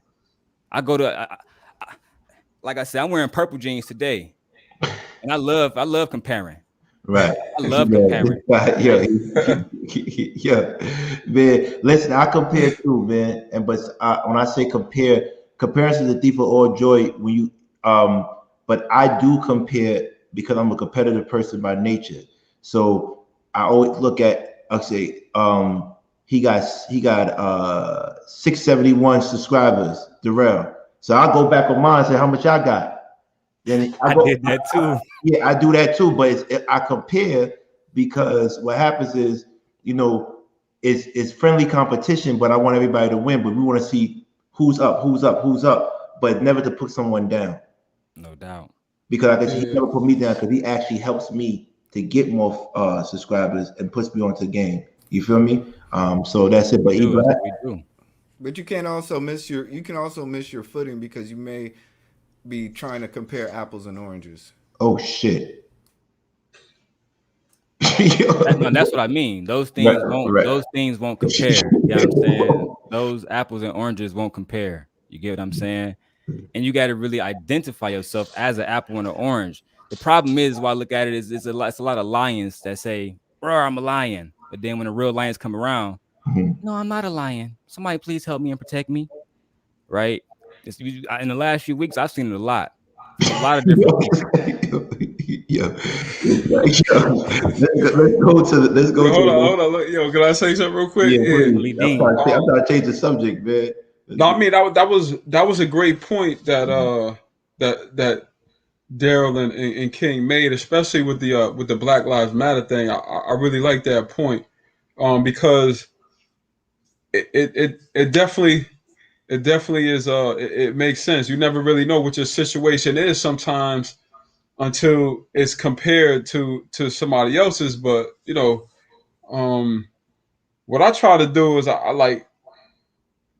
The only person I try to continuously compare myself to is myself. And there's jewels, and then there's skill sets and ideologies that I may take from somebody else because they were successful with that, and maybe that may apply to my life. But when comparing, I try to only compare myself to myself. So I compare myself today to the person I was yesterday. And I try to always stay on that road to continuous improvement. So, I try not to get caught up and I never compare what I have to another man. That's just not how I do. I compare, okay, am I better today than I was yesterday? So I compare myself to myself and just try to stay on that path of continuous improvement. Okay. Next thing is resentment. Resentment. My thing is acting up. I can't post up people's posts. I don't know if you're seeing it. That's why I had to get off the screen. But the next thing is resentment. That is something that really plagues our community in regards to resentment. So how do you feel about resentment? Some people, when they complain about someone, they want to blame someone else for the issues, then they start comparing their life to their lives, and then they start resenting that person, even though that person is not intentionally doing anything to you. How do you feel about that? That ties back into that. Story I gave about my mom telling me that when I was pissed at a particular girl, to write a letter to her, finish writing it, read it, rewrite it, and then read it to myself, put it in an envelope and burn it or tear it up. Being able to accept the apology that you never received. Being able to accept the apology that you've never received from someone else. That forgiveness is not always for them. It's just for their mind. But that forgiveness is for your heart because it releases a certain level of weight. Mm-hmm. So resentment is you holding a hatred, disdain, something negative within the pit of your own personal gut. They're living rent-free inside your heart. So resentment is something that has to be expelled. There's the term catharsis. Being cathartic, being able to have a process whereby you dismiss that toxic energy from yourself. That's why normally it requires, professionals that get paid to absorb that negativity. But resentment is something that really hurts you more than it hurts anyone else, because resentment is silent. There's going to be symptoms that come out from you at some point, right? But resentment is a silent killer. It creates ulcers. It creates a level of toxicity within your natural pH balance. That's why when they talk about a motherfucker being salty, there's a literal aspects to it.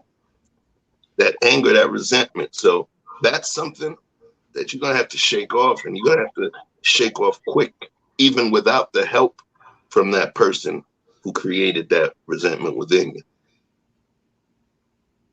Okay. Rico, resentment. This one's kind of personal and close to me. Okay. Turn the lights up. Right. Turn the lights up. We got to get to 100. Turn the lights up. It's a real cool conversation today. This is light. Saturday, we chilling, but it's very healing. It's a healing conversation tonight. You could get drunk, relax, but it's healing. So let's talk about resentment. Sorry, Rico, for cutting you off. No, that's fine. And I don't mind sharing it because, I deal with resentment currently, even today, in my current everyday space.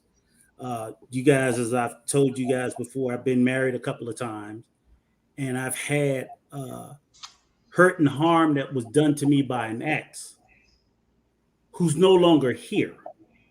So sometimes resentment will sit in you when you don't get closure.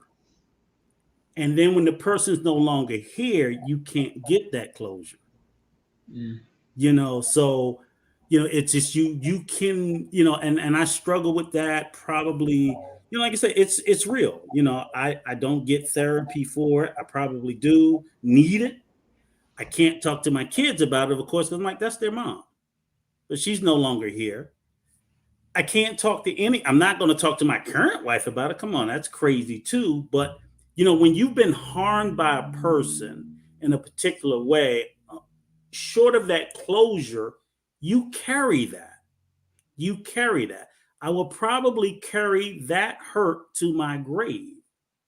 I will never break it with my children or anyone else. But the resentment is like, how do you continue hating or being mad at a person who's no longer here living on this earth? But you still do. You still feel that, and again, like I said, we were divorced. I didn't, whatever happened to her didn't have anything to do with me at my hand or my wishing or my anything. And I didn't expect it to hit me out of the blind side. But even up to the point that happening, I carried that hurt and that anger and that bitterness. And I thought it would just burn off. I thought it was. But I also know that when you don't get closure, it doesn't always work that way. It's not a cut and dry and pretty space to be in. And I'm like, maybe this is my burden to carry, but it still aches, it still hurts. And I know that I'll never get that closure for it, and I will never burden another person with that. So I'm saying it could be with, for me, like I said, it was an ex. I know for some people, it's a parent. It could have been a situation that you had with a father or a mother who left before you guys had a chance to break bread. And I don't tell anybody that, hey, go out, break bread, please don't be in the same space I'm in, because I know it's always an individual case by case basis. I don't know what your father did to you or your mother or your sibling or anyone else, but resentment is something that can live in you, and it's always it's a tough thing to battle. I'm trying to get better at it every day. I don't seek therapy for it because I just think it's my cross to bear, and that's just my thought on it. And hopefully, it'll give somebody else something to think about. Thanks, Rico. That was dope. No doubt. Hey, Rico. Yeah. Thanks for Rico. Thanks for sharing that, man. That personal, testimony. I just have a quick question, and if it's off topic, then we could just skip it. But is you accepting that cross to bear? Is it you accepting that you played your part in the way you were treated, which result gave you that resentment, or partially, but partially not? Okay. I'm accepting that, I couldn't get closure for the harm that was done to me. Right. What was done to me through that divorce, the trials and tribulations I went through with my children, the torture relationship that I spent a lot of years repairing. If you go through a very damaged divorce with children and people are just, that can be hard, and I had sons who had lost a lot of respect for me that hurt me. That hurt me to the core. And I know that this person did it, and I could never get closure with that person, and then the person's gone. And I really wanted to get to the space to say, why would you do that to me with my sons? Now I can't get that. I repaired the damage with my son, so I take that as a balm to that wound. But you still want to know why a person did that to you. What about me that would make someone cut that deep? And I can't get that. I'll never get it. No, I definitely and I'm understand. Still angry about it. I understand your resentment, Rico. I did a video. I think the woman's name is Ivania Savant or something like that. She's on the Oprah show, and there was a father. Yeah, I know Vanzan. Thank you, Chef. There was a father that was accused of touching his daughters, all three of them. The show was very, very, very popular. He was resentful, very resentful. He didn't get to spend no time with his daughters. 25 years went by. Nobody protected them. Nobody did nothing. This lie was allowed to fester, right? And then it festered into the girls and ruined them, created resentment within the fathers and then the daughters. And then to make matters worse, the mother kept going with more accusations, right? So to me, when that father came up there and he was shaking, he was saying that he can never forgive her. He was saying that in a different world, he would treat her the way we would treat anybody else who violated our families, right? But he couldn't. He had to hold that resentment in and just deal with the fact that, this is life now. And I think that that's almost like when Rico was telling that story, it reminded me of that, because a lot of men, a lot of black men especially, they get told to we're gonna take everything away from you, but don't be resentful. Treat it with grace and pray and all the rest of this crap, man. But at the end of the day, it's like, no, bro, you took everything away from me. And Rico, the way that I always explain this to people, it's like the Black people relationship with America. You took everything from me, not just a piece of candy out my candy jar, a gram out my little sack, right? You took everything. You muted, King. You muted. I muted him. I muted him. Yeah, we're gonna get to that at the end. At the end about everything, how all those affect our community. So let's save that. Every time at the end, we always talk about the community. Thank you. Who else wants to talk about that and chime in before I switch it? Yo, I really think when you talk about resentment, it's like I said that the outgoing emotion is gonna bring you anger, rage, uncontrollable emotions. These are things that resentment give you. So you need to learn how to emotional triggers and emotional practices that can get you into a better space. Resentment, all it means is that you feel slighted or you feel like something has happened to you that is unfavorable. It's ill. It's not fair. But the more you're able to control your anger and your rage, your actions further will allow you to have further results. It doesn't matter how mad you are about a situation, it matters how you handle it. So yeah, you can have rage about white people or any other situation, but it only matters about how you handle it. Right. But go ahead. Funny, like you said something really important. I always tell people, your thoughts are cool, it's your actions that get you arrested. I never heard anybody get arrested because of thoughts. You could think about smacking somebody, you could think about killing somebody, you could think about doing anything you want. But once you put those things in actions, you're going to jail. You feel me? So when, like you said, it's your actions. So thoughts, you could think whatever you want. And you could say some things you want. But once you do it, you're going to be held accountable. Let's talk about justification. Justifying. Why is justifying something we should let go as people? People always justifying the way someone treats them. Or, you know what? That's my brother, so I got to love him regardless. No matter what he does to me. You feel me? That's my they have issues. They have self-esteem issues, so that's why they always mean to me. Why are we always justifying someone's negativity and toxicity? Miss Long, please. I think justification is pretty common in some people because potentially they feel indebted to the person that they're justifying.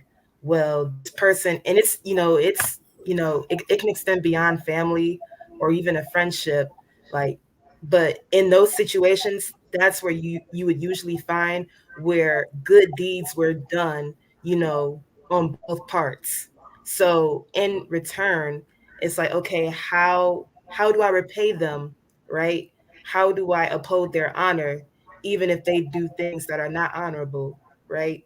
So I think justification, it shows up in many ways, obviously. Even being silent, on certain things that the other person does, that's still, I wouldn't say that's justification, but you're still making leeway for the person to escape what they've done or what they said, right?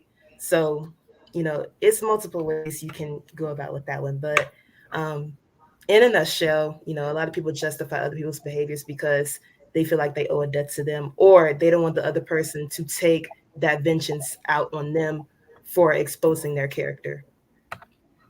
Okay. Rico?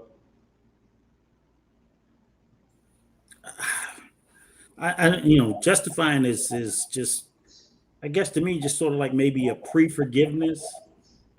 You're forgiving someone for an offense that maybe you would think you yourself would do, or you justify it because it's an offense that you may not find as offensive, or something that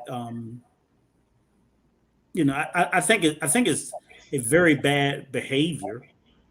I don't think you should ever justify an offense against you, even if it's one that you would do later to someone else. You shouldn't be justified for doing it. So you shouldn't justify if you're late. If I have friends, like, I'm very big on timeliness, and it's like, okay, it's not a killer offense, but it's like, be on time, value my time like I value my time. So don't show up an hour late for something. If you say we're going to do something, show up on time. So if someone shows up that way repeatedly, I'm going to let them know I'm displeased with it. Now, I might be late next week. Then get in my ass too. Right. Don't, I'm not going to justify, well, it's okay because I'm going to be late sometimes. No, call it out for what it is. And I just think that's a bad habit to get in, justifying the mistreatment to yourself by anybody for something. Of course, nothing too slight, but just, call it out. Right. Willie Dean? I think there's a lot of different reasons why people justify, like for example, people can justify to protect somebody else, and people can justify, to blame themselves for how they were treated. You know what I'm saying? So like, there's a lot of ways that someone can justify, and it doesn't always have to be in the way that we see it. People see it in different ways. Mm-hmm. So it's crazy, but there's a lot of dynamics that go into justification, and it really just depends on the way it's being seen or being used, actually. Right. You know what I think about justification? Because this word just made me think about so much that I've learned in undergrad and stuff like that. It made me think about the American Crusades and the justifications the Christians used to pillage our people and then teach our people nothing else except their scriptures, right? Again, they don't teach us engineering, Rico, right? They don't teach us about chemistry, right, Rico? They don't teach us about how to be doctors, right? They make sure we know. They make sure that we understand to pray off our enemies, right? Forgive everybody. Forgive every transgression amongst us. Justification is just another word. A lot of times when people don't want to get stuff done, man, I'm sorry. I got a one straight track mind, right? For example, you do something offensive to me, whether it's for whatever reason, right? Maybe you being emotional that day. Maybe you hurt, and whatever reason, right? Pick your litter, right? When I treat you how I treat you, am I not justified in that? Right? Because a lot of people came to me again. Don't talk about the dirty pastor's wife. There's no justification in that at all. It's crazy because the Flowers didn't think that way. The Flowers said, this man continuously has disrespected our woman. Shout out to Lady Tawana. This man has helped create an environment where Black women didn't feel safe.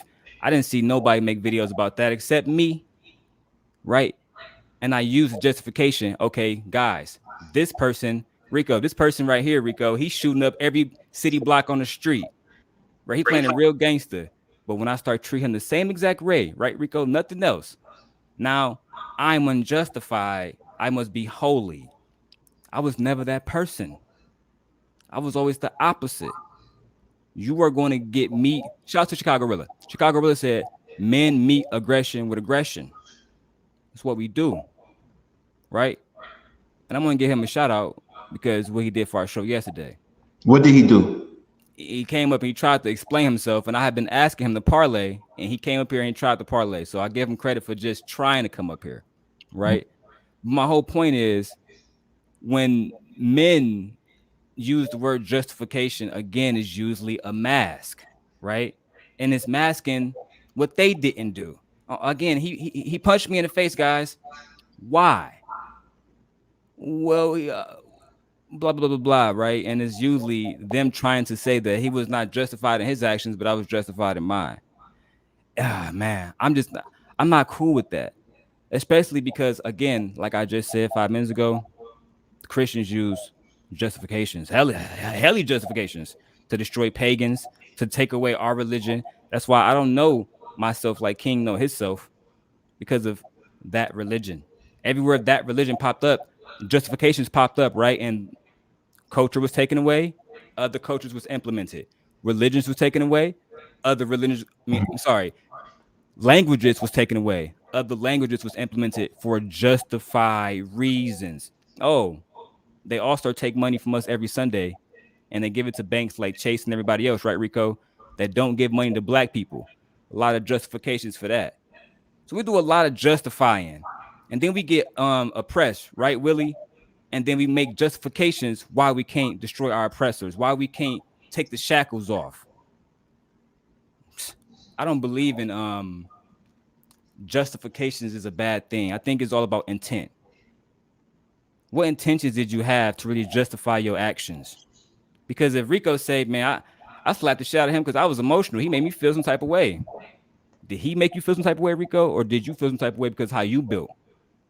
Because maybe he slapped you afterwards because you was being the emotional little whiny punk and you deserved it. Well, Stephen Cole has a statement for you, and she says you're justifying your vendetta against Anton. And this is what she says, because there's other people on YouTube that's doing the same thing, and you're not talking about them. Who? Call them out. That's what she said. Address her, not me. I didn't say it. It's right there. Company, write their name down, write their channel down, whoever you want. My bullets have names on them. I don't send them for no reason. And I let Anton know, Anton, if you listen again, if you want me to stop talking about you, then don't put black women in a space like Tawana came up here. Don't have a black woman say that you was a part of men who created an environment where black women was unsafe.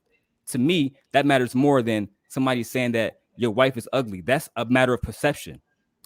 I'll give you somebody, Mr. Palmer. He disrespects black women all the time. In your opinion, me and King already looked at that. We already addressed that. Next one. And I'll be honest, I don't think Daryl would hesitate to, I'll be honest with you. I'm not aware of every YouTuber that disrespect black women. So I can only speak on the spaces I've been in. So if I've only been in 5 spaces, then those are the 5 spaces that I would address that issue. But I would not hesitate to say, oh, if it was 50 other places, if I'm in those spaces and I see guys talking greasy, I'm going to address it, period. So I don't expect Daryl to go out and be the person, the individual to slay every YouTuber that speaks negatively about black women, but I would expect him to speak up in every space that he's in. They speak. And you know what else, Rico? You know what else, Rico? And I would expect that address that to 7 because she made that statement. Right. That's just to answer her question. That I would expect all of us to do that. How many times have I came to you and said I need help with the dirty pastor? You know what? We don't want to make it about that. No. I'm making it about them. I'm just saying that when it came to me checking people, I didn't come to a panel of other men and ask for help. Right. If you have a channel and you have an issue with anybody, whether it's Mr. Palmer or anybody else, I would love to see a video. You can title it The Apology. Right. So I'm saying if you have a video, you have a camera, talk about Mr. Palmer on your channel. But again, this is why I was talking about a few days ago, Rico, when everybody holding me accountable for somebody's wife. And I have eyes. But you have a whole channel, but you're not addressing it. I don't understand it, but you are the gatekeeper to black women. I don't understand that, man. It's a lot of goofy stuff going on. let me go to the next one. Pity, what do we feel about pity? Because my thing is acting up, fellas. I don't know what's going on today. Maybe one of the YouTube guys attacked my MacBook. Pity, it's all right. We got phones. Pity. How is pity considered something we have to let go? Turn the likes up. We need 10 more likes to get to 100. Today's the like day. Give me 10 more likes. Pity. How do we talk about that? A lot of people feel pity for people. Why is that something that's negative? It stops us from being happy. Even I'm not really clear with that. So, Chef, can you enlighten that, please, for us? Yeah, man, I expect that one. Let me see. What I think about pity. Pity is something that we initially use as a good thing. I think pity starts as a driving force or a driving motivation for us to want to help someone.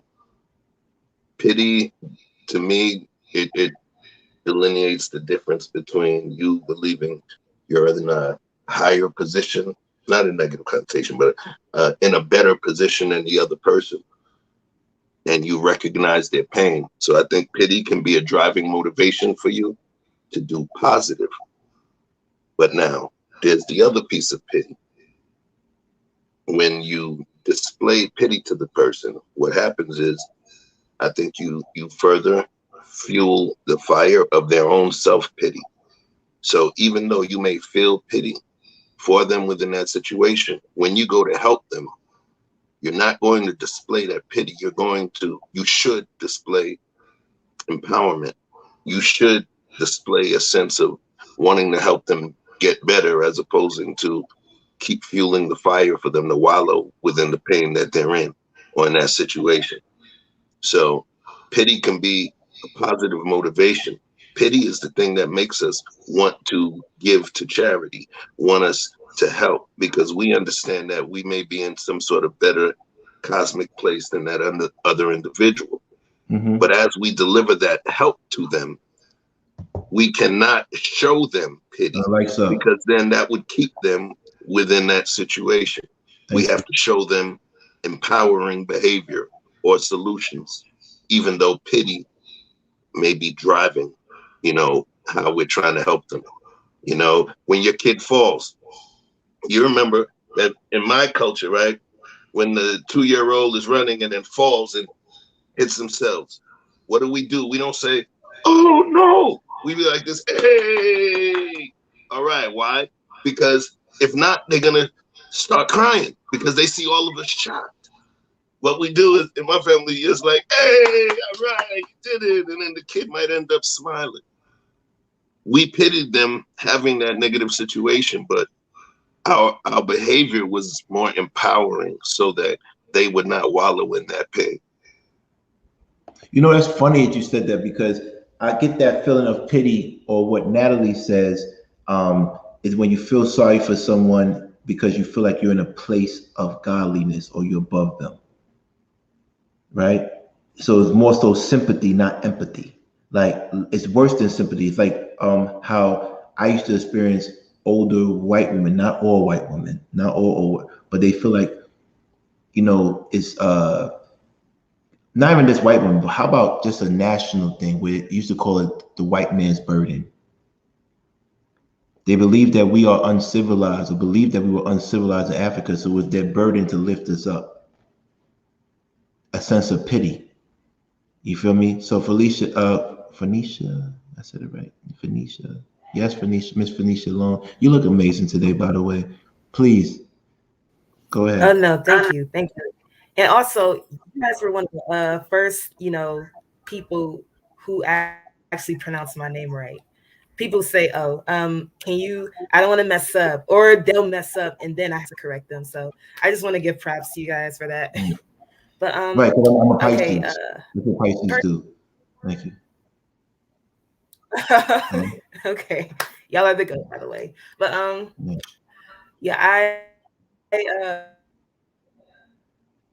would not. She's breaking up. Is my page, or she's breaking up? I want that to be. If you're going to look down on me, I'm breaking up. Is it my page, or she's breaking up? I was good. And let me know. It might be my page, right? No, you're moving from Phoenicia. I think it might be the Wi-Fi or something. Okay, all right. All right, let me know when I'm clear. All right. You're good. Oh, you flowing now? Okay, all right. Thank you. So like Chef was saying, I want that to be the force that they use to help me and, pull me up, not to look down on me. And I think that's where, a lot of us also get caught up, because some of us feel like we shouldn't be accepting help from others in a way.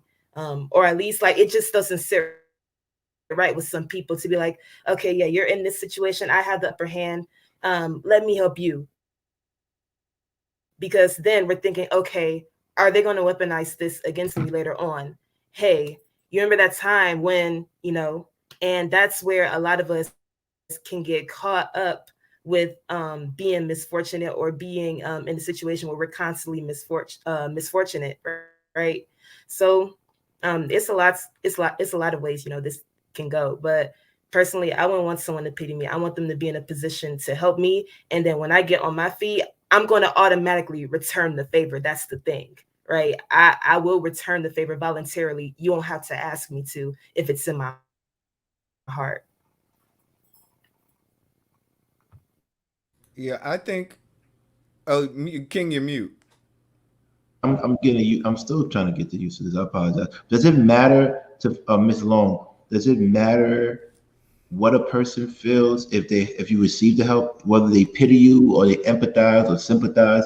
Does it matter? Shouldn't it only matter that you are receiving the help? Why does it matter the reason you're receiving the help? That's a good reason. That's a good question. I agree. I think, as long as I'm getting help, that's good. If I'm about to starve to death and somebody say, you look muddy, you look dusty or whatever, I'm in this high-rise apartment, but here, you can have my sandwich. Like, I'll take the sandwich. Like, I wouldn't be like, no, you're looking down on me. I won't accept this, right? So I'll still accept whatever someone has to offer when I'm not in the best position. It's just that, when the tables, kind of shift and people expect me to do something, then that's where my tension would lie. That's the thing. Because I have no problem being as compassionate as you were to me. Yeah. Go ahead, you back. I'm sorry, because I love what Phoenicia said. I think with pity, what ends up happening with pity is that you then lower your self-worth towards the other person. I need to make myself become that person's level. I need to identify with that person. And you're not saying I'm worth more. I'm worth having everything that I deserve. But when you say, you know what, I don't deserve this. I've been through enough. I don't deserve the riches of the world.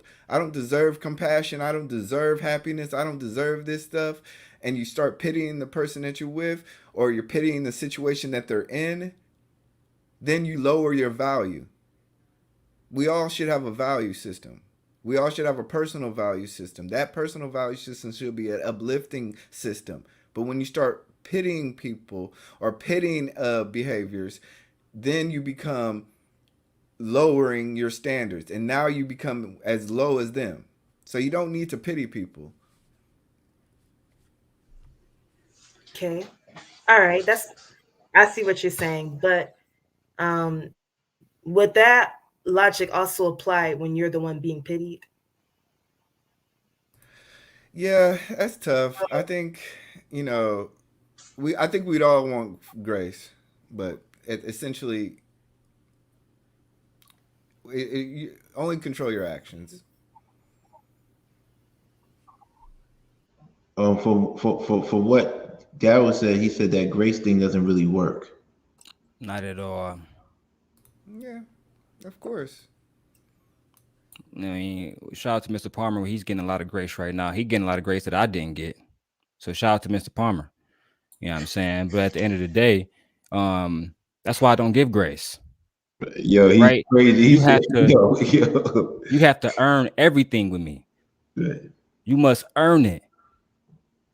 You know how many people walk up to me and say they was a lion, and I fucking grabbed them by the tail, found out that was a pussycat. For me, man, you got to mean what you say. That's why I told them guys over there, oh, they just want to take our YouTube channel down because they not getting money. What? Let's close it off and let's see who get more money for real. Right? And I'm just saying, man, for me, pity, you got to earn that too. Why should I pity you? Why should I pity you? Right? Why should I pity the man that's broke when Rico out here working hard as hell? Why should I pity the man who say he gonna check somebody but don't? I see Willie putting in work. Why should I pity you? Right? I see this all the time. I said yesterday, it's always one guy in the group who only hanging with those guys because those guys protect them, right? I gotta hang with these guys, otherwise Rasby from B2K. He was one of them. Right. He was one of them too, right? I'm a Marion.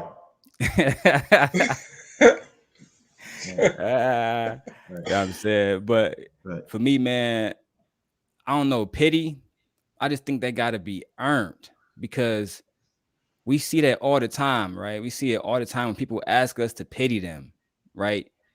For example, I'm about to be super concise right now. A black woman, I can't remember her name right now, but she said that America broke the social contract, right? But after the people start looting and burning stuff down, the people wanted pity. Why? After everything you did, we didn't do Black Wall Street. We didn't completely burn y'all down and then make a postcard called Little Africa afterwards. We didn't do that. What pity do you deserve? I give out grace when it's deserved. I give out mercy when it's deserved. When it's not, when you just ask for it, when you had your partners come ask me for it, I might respect it. But I'm never going to really treat you the same. I'm going to always show no pity, no mercy every single day of the week until you earn it, right? Because how can I ask, I don't know, I just want to ask Willie or any other man for something that I'm not giving them in exchange either. I just want to do it. And pity, to me, I've been in situations. Kids were stolen. Nobody looked for the context. They didn't pity me. They took shots. Didn't they? They took shots at me, right, Rico? But the moment I took shots back, I loaded my gun, I took the shots back, I started firing. Mr. Long, we need to see some changes. And what did I do, Rico? Then I respect the brothers. So for me, I show enough pity. But with black men, they take everything from us. They take our culture. They take our people. 67 black women kidnapped, right? Black women being destroyed in the medical field. How much pity are we supposed to give you? How much pity do we got to give you? I don't know, man. I don't know. Well, the last one today, now it's starting to pick up. Let's get these likes up. Hold on. Yo, let me just say one thing. I need 3 more likes. Where you go, then we're gonna go to the last one. Thank you. Yeah. No. Daryl made a good point though when he said, it's hard to pity somebody who's not showing any effort.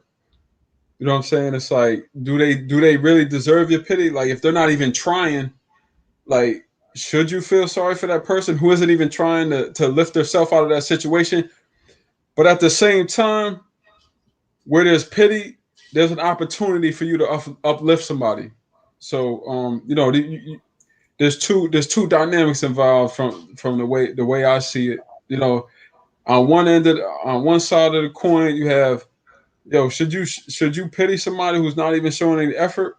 You know what I'm saying? And then it's like, okay, where somebody is showing effort and you do show pity, there's an opportunity to help lift that person up. Agreed. When the effort merits it. I agree. Look, can I just interject one thing? Yes. My question is, do we give pity based on class and circumstances? And the reason why I ask that is I think of pity in the circumstance of a woman with 3 kids and her husband's killed in the war. And everybody would sit there and say, well, I feel sorry, this, that, and whatever. But next door to her could be a woman with 3 kids and her husband was a drunk driver that got killed. And no one would give a shit. So my favorite thing when I think about pity is I think about like our favorite internet hustle, GoFundMe. So, and I'll be honest with you, I'm just as callous as the next person. I look at the GoFund stories, and I think most people do. We're less likely to donate based on the circumstance of the story of the person raising money. If you hear a very tragic, heart-rendering story, you're more likely to donate. If you hear about, Ray or Pookie was down, but that's still a loss of a life. and people tend to like, oh, we're only asking for $5,000. They got $50. But the other story, they got $500,000. They was only asking for $1,000. I think pity is issued out based on class and circumstance, and I think we all do it. So as you know, Daryl spoke on earlier, and I'm just as guilty as everybody else. So I just wanted to throw that out for us all to put on our brain and to think about. And I'm not saying that I'm going to do anything any different, because I recognize that that's what I do. I look at it, I'm like, I ain't giving it this shit. But we do it. Yeah. Go ahead, Will. You want to say something before I? No. I was just gonna say, that's a good point, Rico, because even with the STEM like tutoring facility that I'm building, like it's hard for me to get money from people like in my neighborhood and stuff, because they're like, oh, Will was a professional basketball player, he got money. You know what I'm saying? Like, but you know, when I'm going to meetings, meeting the mayor and meeting these big time investors, these multimillionaires and stuff, like they're ready to give me money because they understand. They know my resume, they know my track record, they know what I've been doing out here in the community. They've been seeing the kids' lives that I've been changing, so they're ready to put money behind me. But then like the people whose lives I'm out here changing in that community, those people are like, oh, Will got it, and they wouldn't even give you $1. You know what I'm saying? Like, just also with the book too. Like I'm sure King experienced the same thing. Like a lot of people, they want something for free. You know what I'm saying? Well, you know how many women I had to sleep with to buy my book? I got number 2 coming out because of that. You know how many women I had to sleep with? This shit is crazy. I'm tapped out. Yeah, but no, I'm enjoying this conversation, man. I was supposed to be off of here because I have some homework to do, but it's gonna I'll just push it a little bit later. Right. So let's talk about regret. How does regret actually promote negative or toxicity in one's life? Have anybody on this particular panel regret something and continues to regret it? Why can we let that go? Regret. Like, why can we say, okay, I'm gonna let that go and move forward? Regret. Now this is another thing that I look at from two different points of views, and the reason why I say that is, because on from one side it's like, your actions and your decisions and the way you handle situations or how you move in certain. Hold on. What now, 22G? Felicia, Ms. Long, I hope I didn't make you feel comfortable with that comment, that joke I said earlier. Did I make you feel uncomfortable?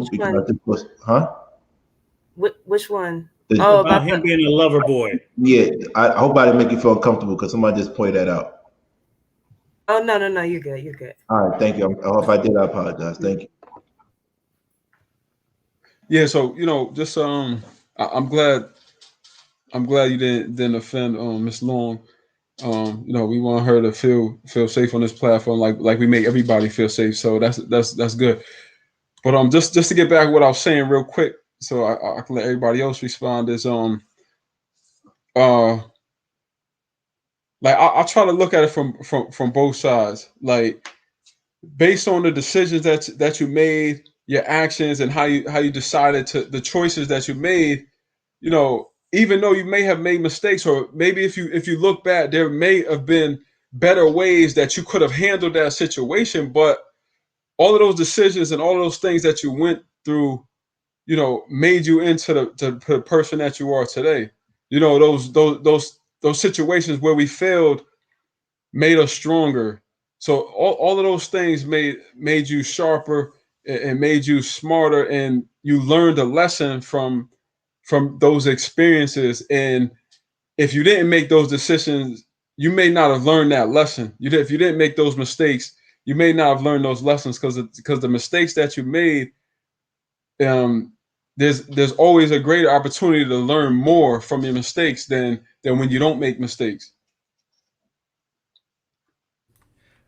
Two more likes to 100. E Black, Miss Long, you have something to say?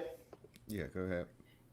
Yeah, no, just really quickly, Willie. I think I agree with you, because one thing that leads to regret the most is not making the mistake, because sometimes when we make mistakes, it was from a lack of knowledge, right?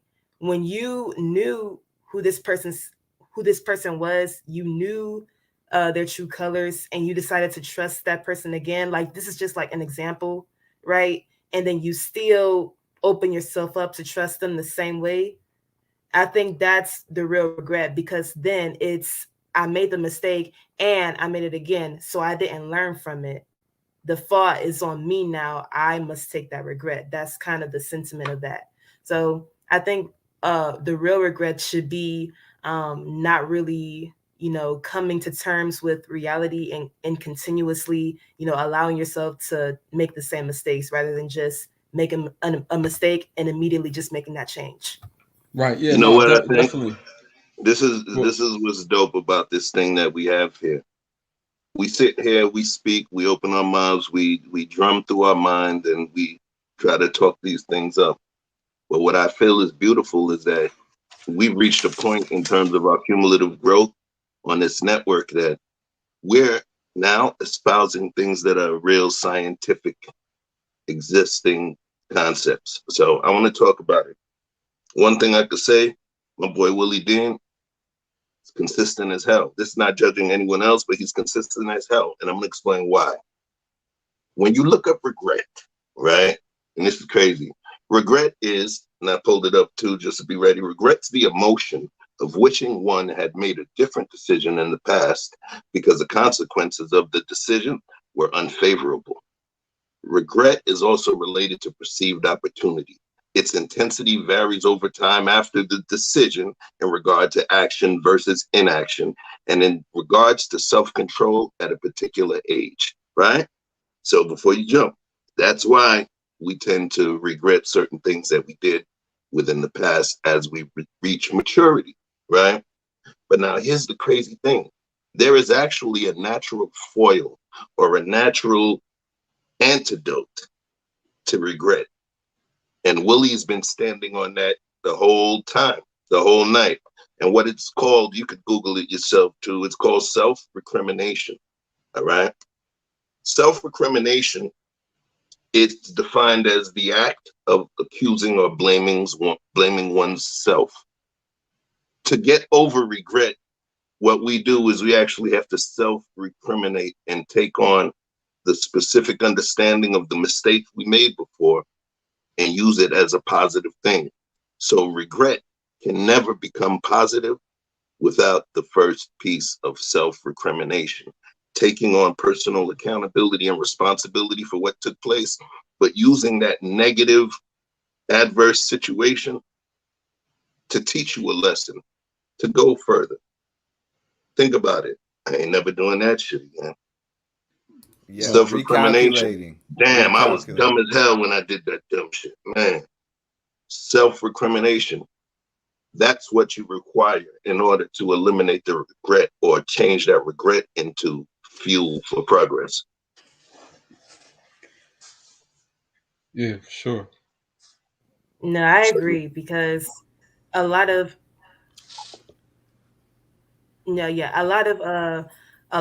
children are making better decisions because of their parents' regret. So I see how this, and I tried to write the word down. Did you say self-recriminate? I need someone to put that in the yeah, I'll type it in there. I'm gonna actually look into that term, by the way. Right. So here, Rico, you wanna say something? I think. What was that? You want to say something in regards to regret before I jump in? No, my biggest. I'll just say this briefly. Regret is a sticky subject, a touchy subject. I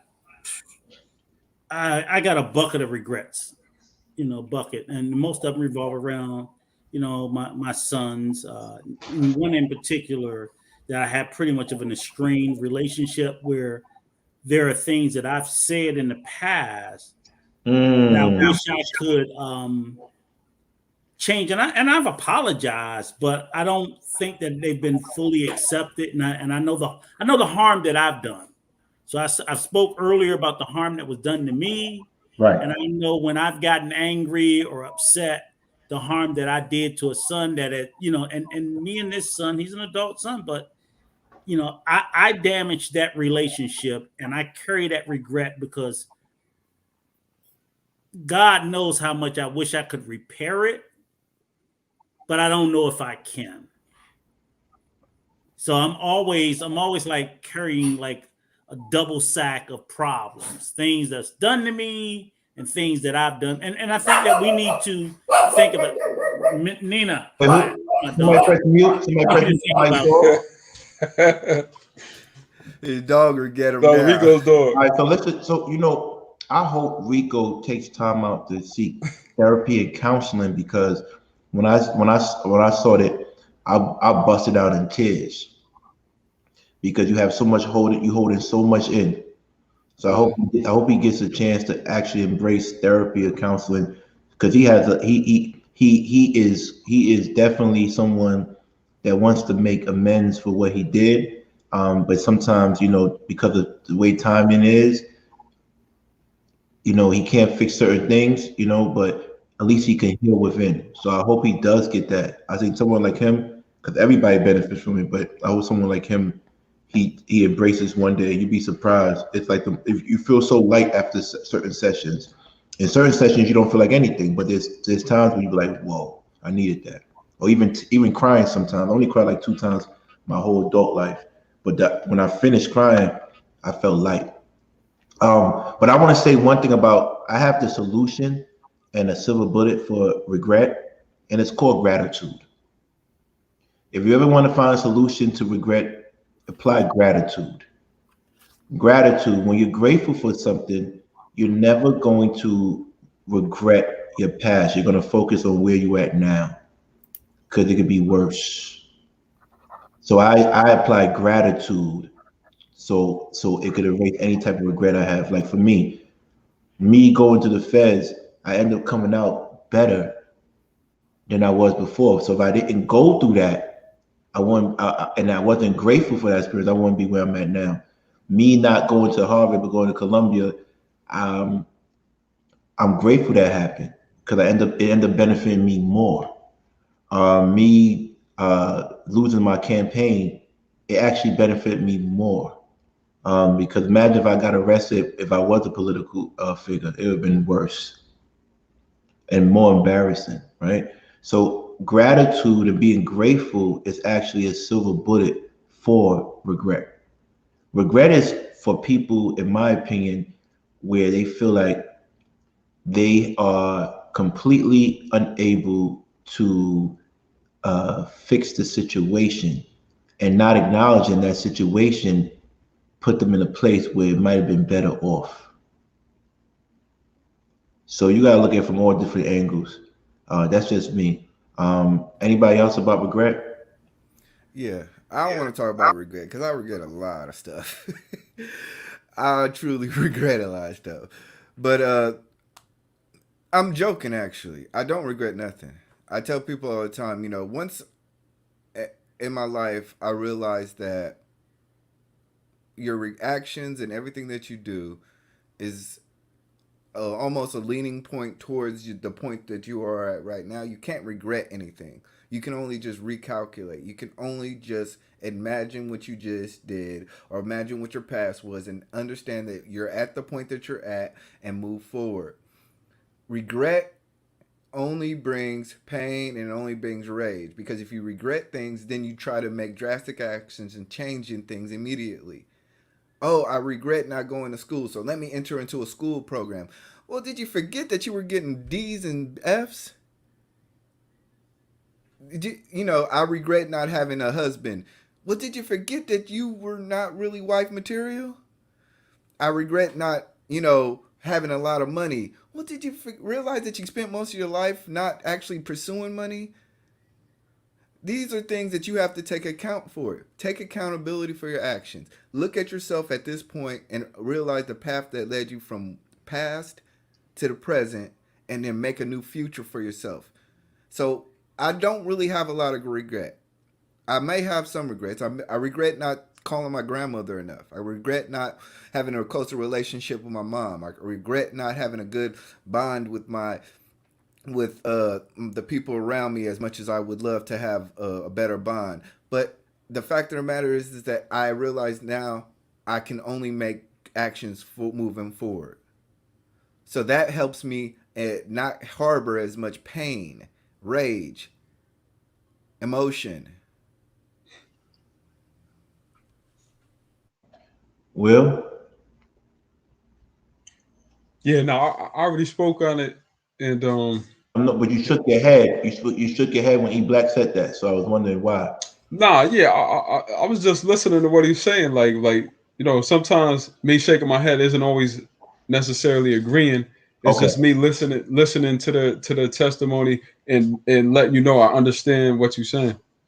Do people regret things because they feel like they wasted their resources or time? Well, maybe they feel like they didn't get their return on their investment.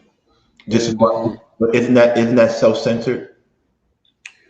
Well, I mean, it can be, but not if, say, you were giving your all to a person and then they took you for granted. You know, that's I don't think that is self-centered. I gave you my all, you didn't. Like, is that fair? Is that fair? No, do they have to? I mean, you have the right to leave someone if they don't give you all. I believe in that. Right, but if you were giving your all, expect something back, do you expect, like, if you give your all, do you expect it back? Nah, you don't give to expect something back. You give because that's the right thing to do. You give because you want to give, or it's in your heart to give. Like I never give something. I can only speak for myself, but I've never given something for an ulterior motive or for somebody to give something back. I've never done something for somebody just so I can have a favor in my back pocket for them to do something for me down the line. I give because I'm in a situation where I can give, or I give because I feel like that's the right thing to do in that situation, or for that person, you know, regardless of whether I know them or not. Let me ask a question, because I had a son ask me this, and I thought it was a weird thing to ask. Do we all? I think we all wish we had at least what he called a do-over. When he first said it to me, I looked at him like, "What the hell are you talking about?" He's like, "Everybody gets a do-over," and I'm like, "I've never had a do-over in my life. When I screwed up, I just shit the bed. Period." But you know, so I think that is that a form of regret that you wish. There are some things that I've done where I may say, okay, I wish I had done it better. I wish I had been more thoughtful. I wish I had put more thought into it. I wish I had a do-over.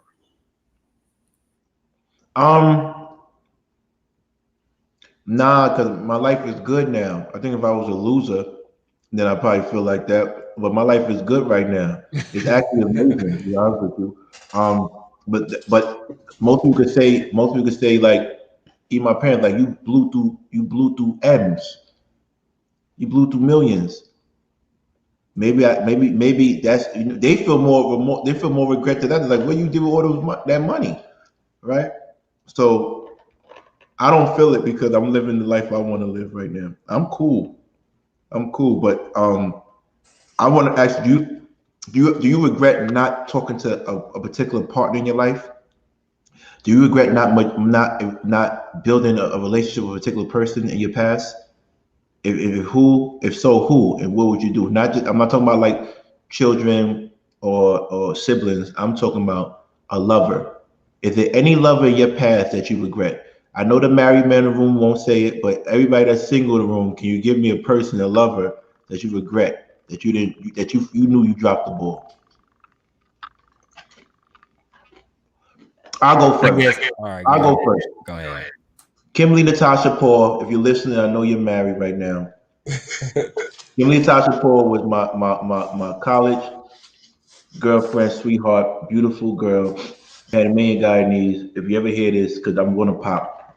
Regardless, she was a sweetheart. I'm talking about she was just a beautiful soul in and out. And I don't regret we had to go our separate ways, because if I didn't, I wouldn't be who I am now. So I'm super happy. But she deserves everything that the world has to offer, because she was really a pure soul. And so I don't regret it, but I wish I was a good dude enough to appreciate a woman like that. You know, I wasn't at that time. You know what I mean? But she was an amazing person. She was probably one of the last pure women I ever. No, not actually. She wasn't, but she was only the last pure woman that I ever dealt with that I found attractive. So solid. That was me. And who's next? Or the single man. We don't want to get any guys in relationship in trouble. Like, you loved them before, so I don't want to get that. So yeah, I can talk this out. Thank you, King, for grace. Yeah, I can talk this out. Yeah. Do I have regrets? I have regrets. In terms of the regrets, were regrets in terms of when I was much, much younger, how I might have treated somebody that didn't deserve it. That's the kind of regret, that's the kind of regret that I would have. There was one point, there was a girlfriend that I had, and she was cool. We started out as friends. And then once it came time for me to go to campus, I started, and I was honest and very literal too, where once I started meeting some really intellectual women that were different than her, my mind started going different places. So I started talking with her about it. And just like a dude that's about up and tells his girl, I'm breaking up with you, I didn't want to cheat. So I broke up with her because I started becoming attracted to some other girls.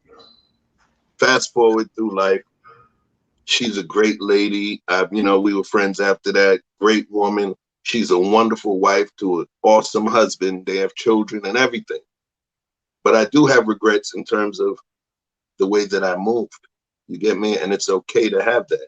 Sometimes when you take inventory of your life at a certain point, you also have to make amends with not just the positive things or the negative things that have impacted you. You have to also take inventory of whatever negative energy that you put out there.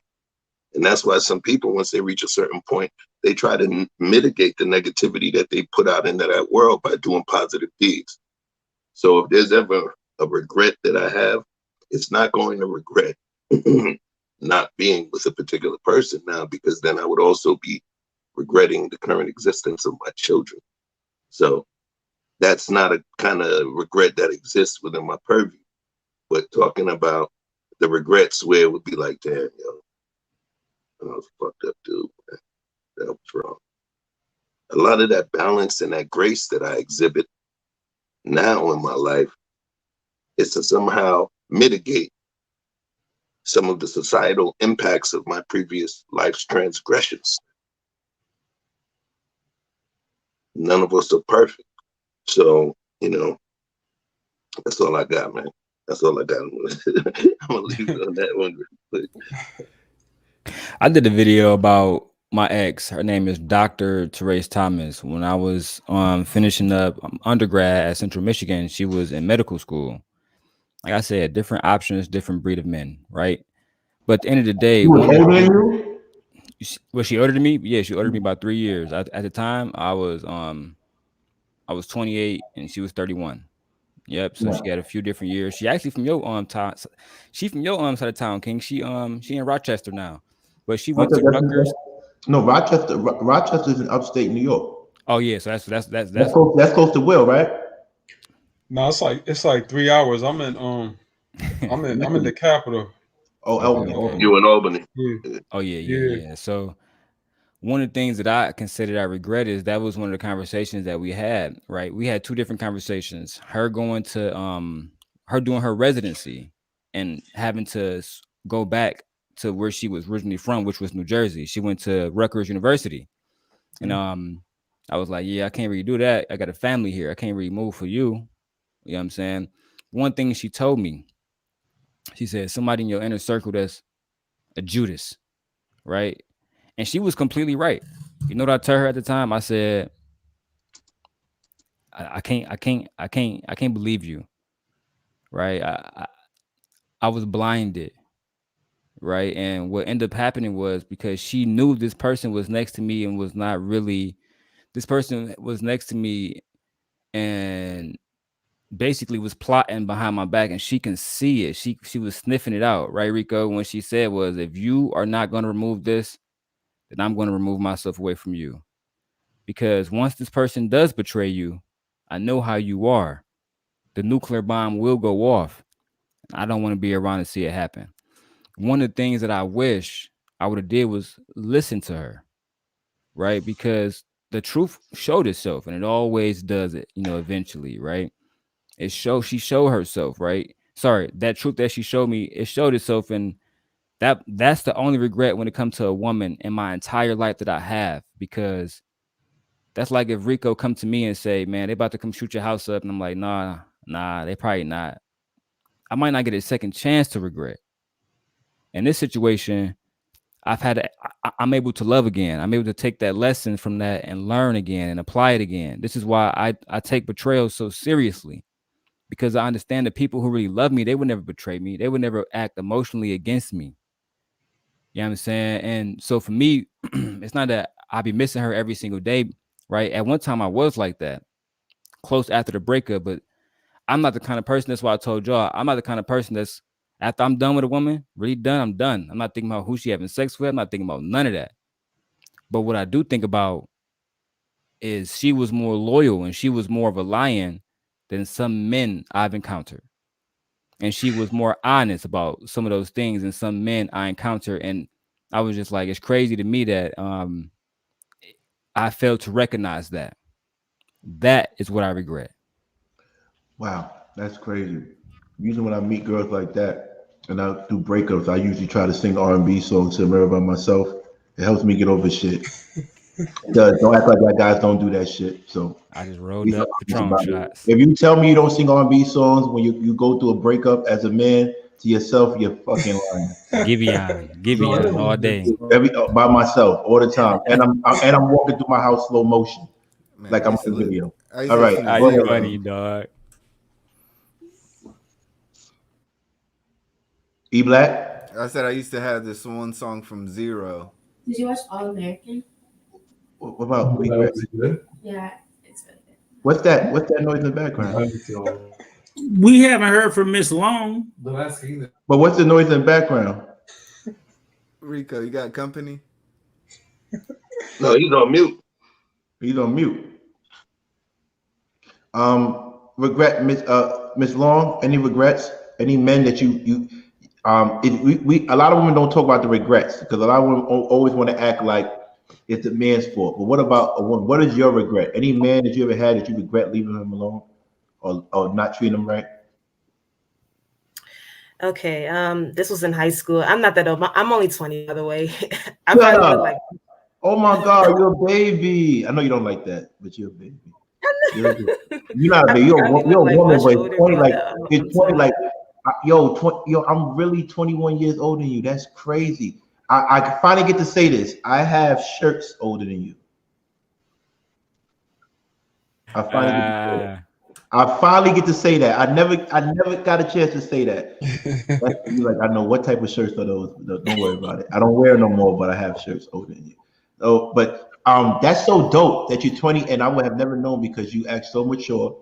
Your level of maturation is super high. You're very intelligent. That's dope. But so you aggressed somebody in high school. What did you do to him? How did you break his heart, Miss Long? He never admitted that I broke his heart, though.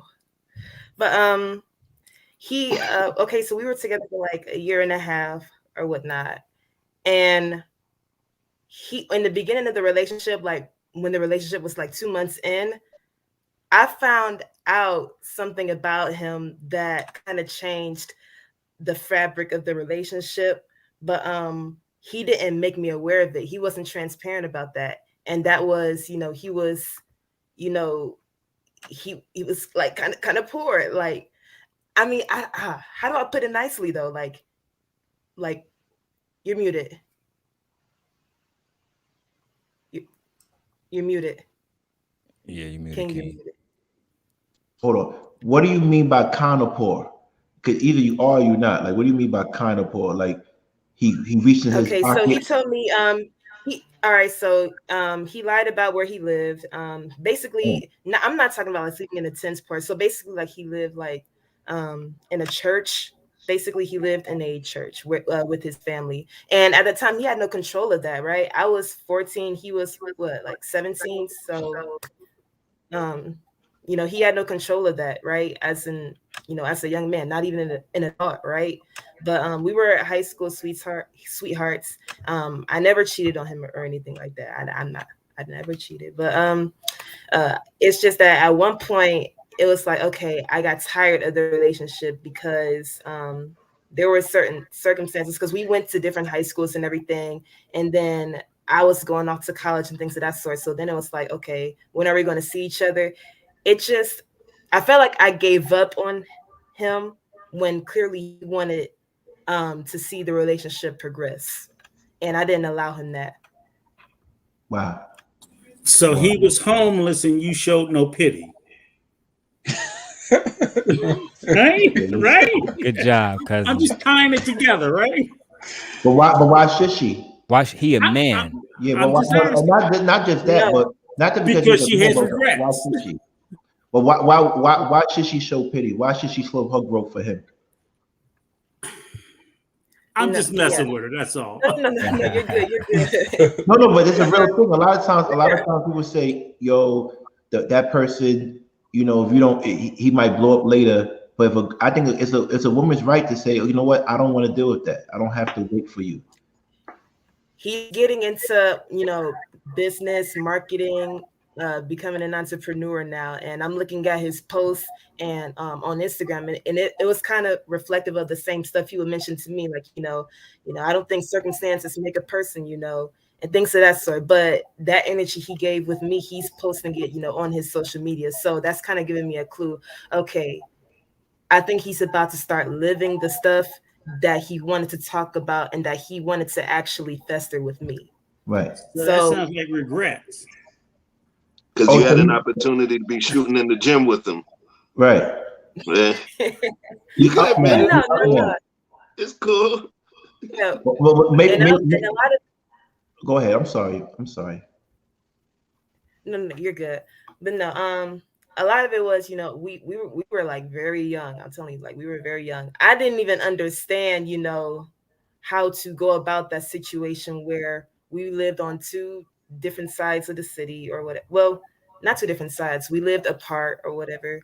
We went to two different high schools. So we either had to meet up early in the morning or after school and plan stuff or do whatever. And deep down, I think what it really is, moment of confession, I felt that my friends were looking down on me for being with him. Wow. Honesty. I appreciate your honesty. Ooh, good one. Real tough. But now, I want to say something. I think I'm glad you left him, because that might have inspired him. Maybe his hatred and his rage towards you said, "I'm going to give my money up, and I'm going to show her." So he kind of owes you some. That's what it really is. He's going to show you, which is not a healthy thing. It's not healthy at all. But it is probably the reason. It's probably the reason. But you're going to be successful anyways. It doesn't really matter. So it doesn't. No. But how are your friends? I always tell girls, stop listening to your single friends, and start listening to half of the things your married friends do, because they don't even know how they got married either. I had so many. Thank you, because I had so many women around. We're gonna do that. We might do that tomorrow early, or probably we might do that Monday or Tuesday. Women gotta stop listening to their friends. They're gonna mislead you.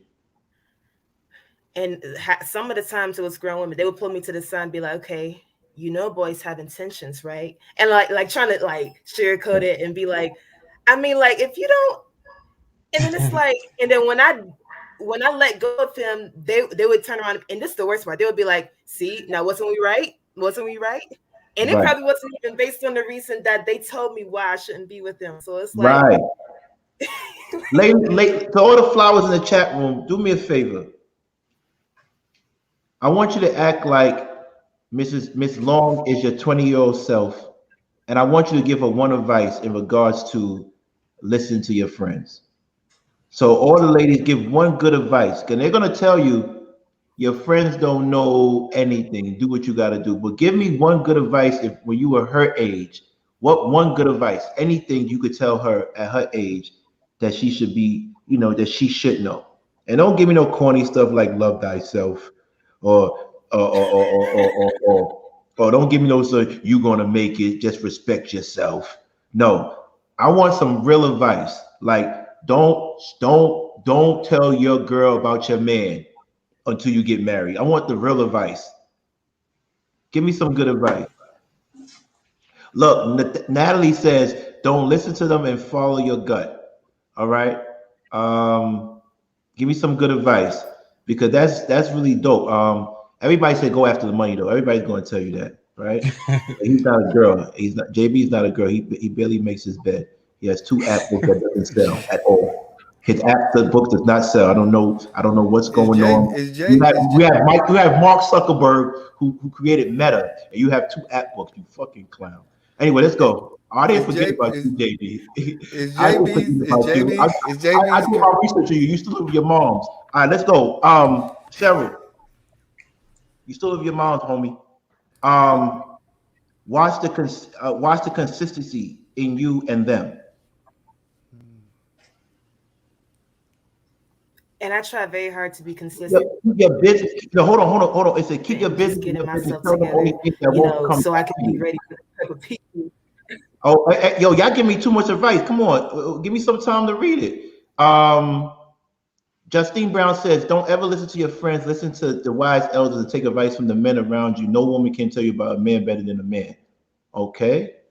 Don't share your racial issues with your friends. Damn, these girls are just telling you. These women are telling you everything.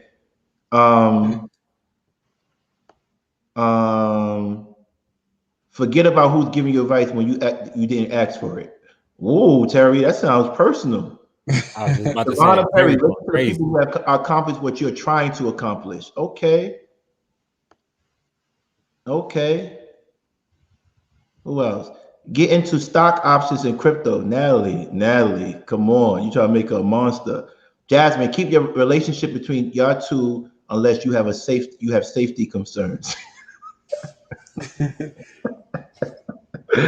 Sherelle says, fuck trends. Bless Me says, whenever anyone is giving you advice, consider the source. Pay attention to the words and let that qualify whether or not you should listen. Missy, listen to your heart or your mom, not your friends. Moms be haters too. Moms not haters because they be having fear. Who else? Choose your friends wisely. Most don't want to see you do better than them. Don't trust a person's voice more than you trust yours. Wow. The flowers came with some advice. Fellas, what do you have advice for Miss Long? Because she has the whole world ahead of her. If I was 20 again, oh man. What I would tell her at 20, and just for 1 year only, Miss Long, give for 1 year, for the next 12 months, give 0 fucks and 0 regrets. Live your best life for the next year. Not to say to be unsafe, but what I'm saying is, because as you get older, then you will end up in a space where you have to care. But for 20 to 21, give 0 fucks, give 0 regrets, and live your best life so you don't have it later in life. That's all I got. I'm gonna go last. Thank you. Okay, you go last. Okay. Oh, Iona Jemison. There are too many pathways. Take what you need and leave the rest. All right, so I'm going to highlight Iona Jemison. She's going to hate this. She is a beautiful Trini Puerto Rican woman from Brownsville, Brooklyn. Not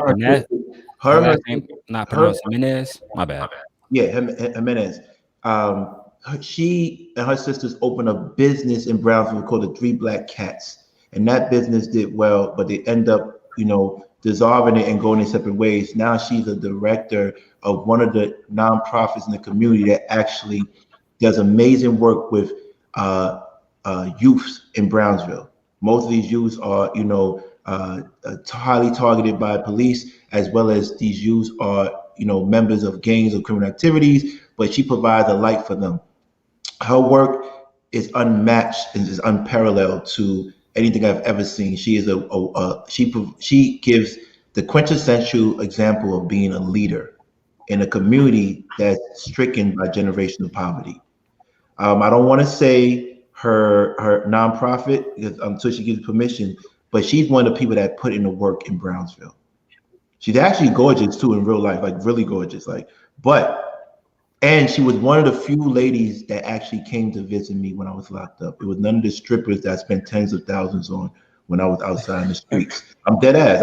I had to blow it up. I had to blow money. But she was one of the cool people that did that, and I'm forever grateful for her.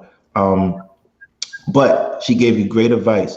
My advice to you, Miss Long: travel, travel, travel. Whatever you do, please, before you get married, before you buy your first house, before you do anything, just travel to some place where you don't know the language and the culture, and just completely immerse yourself. Learn yourself. I tell people you got to travel 3 times. You travel 1 time, at least men. This is for men, not for women. Men, you travel 1 time for yourself. You travel the world. You travel the entire world 1 time for yourself. The second time, you travel the world, the second time with your lover. And the third time is with your family. Those are the 3 traveling stages a man should have, in my opinion. I did the world by myself. Now I'm looking for a lover to travel the world with. And then I'll eventually take my family. But I think everybody should travel. Travel, travel, travel. E Black, advice that you would give her. I'm about to say, if y'all mind, I'm actually gonna go real quick because I'm about to get out of here. Okay, my bad. Shout out to Michigan State. We just beat University of Michigan today. You know what I'm saying? Undefeated. You know what I'm saying? Shout out to go green. Go green. Go green. Go green. And shout out to your school too, Phoenicia, Oakland. Y'all doing y'all thing too. But for me, man, the advice I always give Phoenicia is to be yourself. Unapologetically yourself. I think knowing her personally, I think that's one of the things that I really can't even really touch on, right? But women often are told to be a certain way, act a certain way, dress a certain way, behave a certain way, or they masculine, or they for the streets, right? Even we had a conversation about women and 100 bodies, it ended up at prostitution. So it was like when women try to be free, we call them something. You know what I'm saying? So for me, my advice is stay focused on yourself, stay focused on your mission. Because as far as men, she understands no matter what man come in her life, there's going to be people that's going to be vetting that man. Period. He's not going to be getting nothing without being vetted, and she understands that. Enough that I can say that without me crossing the line. Men in our family, we behave a certain kind of way. Just that simple. We don't make excuses for damn sure. You know what I'm saying? So for me, my advice to Phoenicia genuinely is to be yourself unapologetically, because people are going to try to shape you into what they think you should be, shape you into what they think you should be. And then that might be based around their beliefs, their religion, a whole bunch of different stuff that really they can't even stand 10 toes down on themselves. So to me, be yourself unapologetically. And because I know yourself, that means be great. Don't settle for excuses. If you want Michael B. Jordan, don't settle for Faison Love. Go out there and get what you want. Go get what you want, and don't make excuses. You know that's how we rock on this side. That's all I gotta say. I love you too. Wow. Thank you. I love you too. That was touching. That's good, man. All right, E Black, talk to me. That was cute. Like I said, I gotta chill, man. I gotta chill. Well, I'm sorry, man. Yeah, that was good. Oh man, that was actually good advice. I'll give on going. That's what I'm saying. You did that last time. He was chilling. You talked about the Monty shirt that you did. That he kept on going. You did good. $15 shirt, man. Burlington Coat Factory. I gotta chill. Anyway.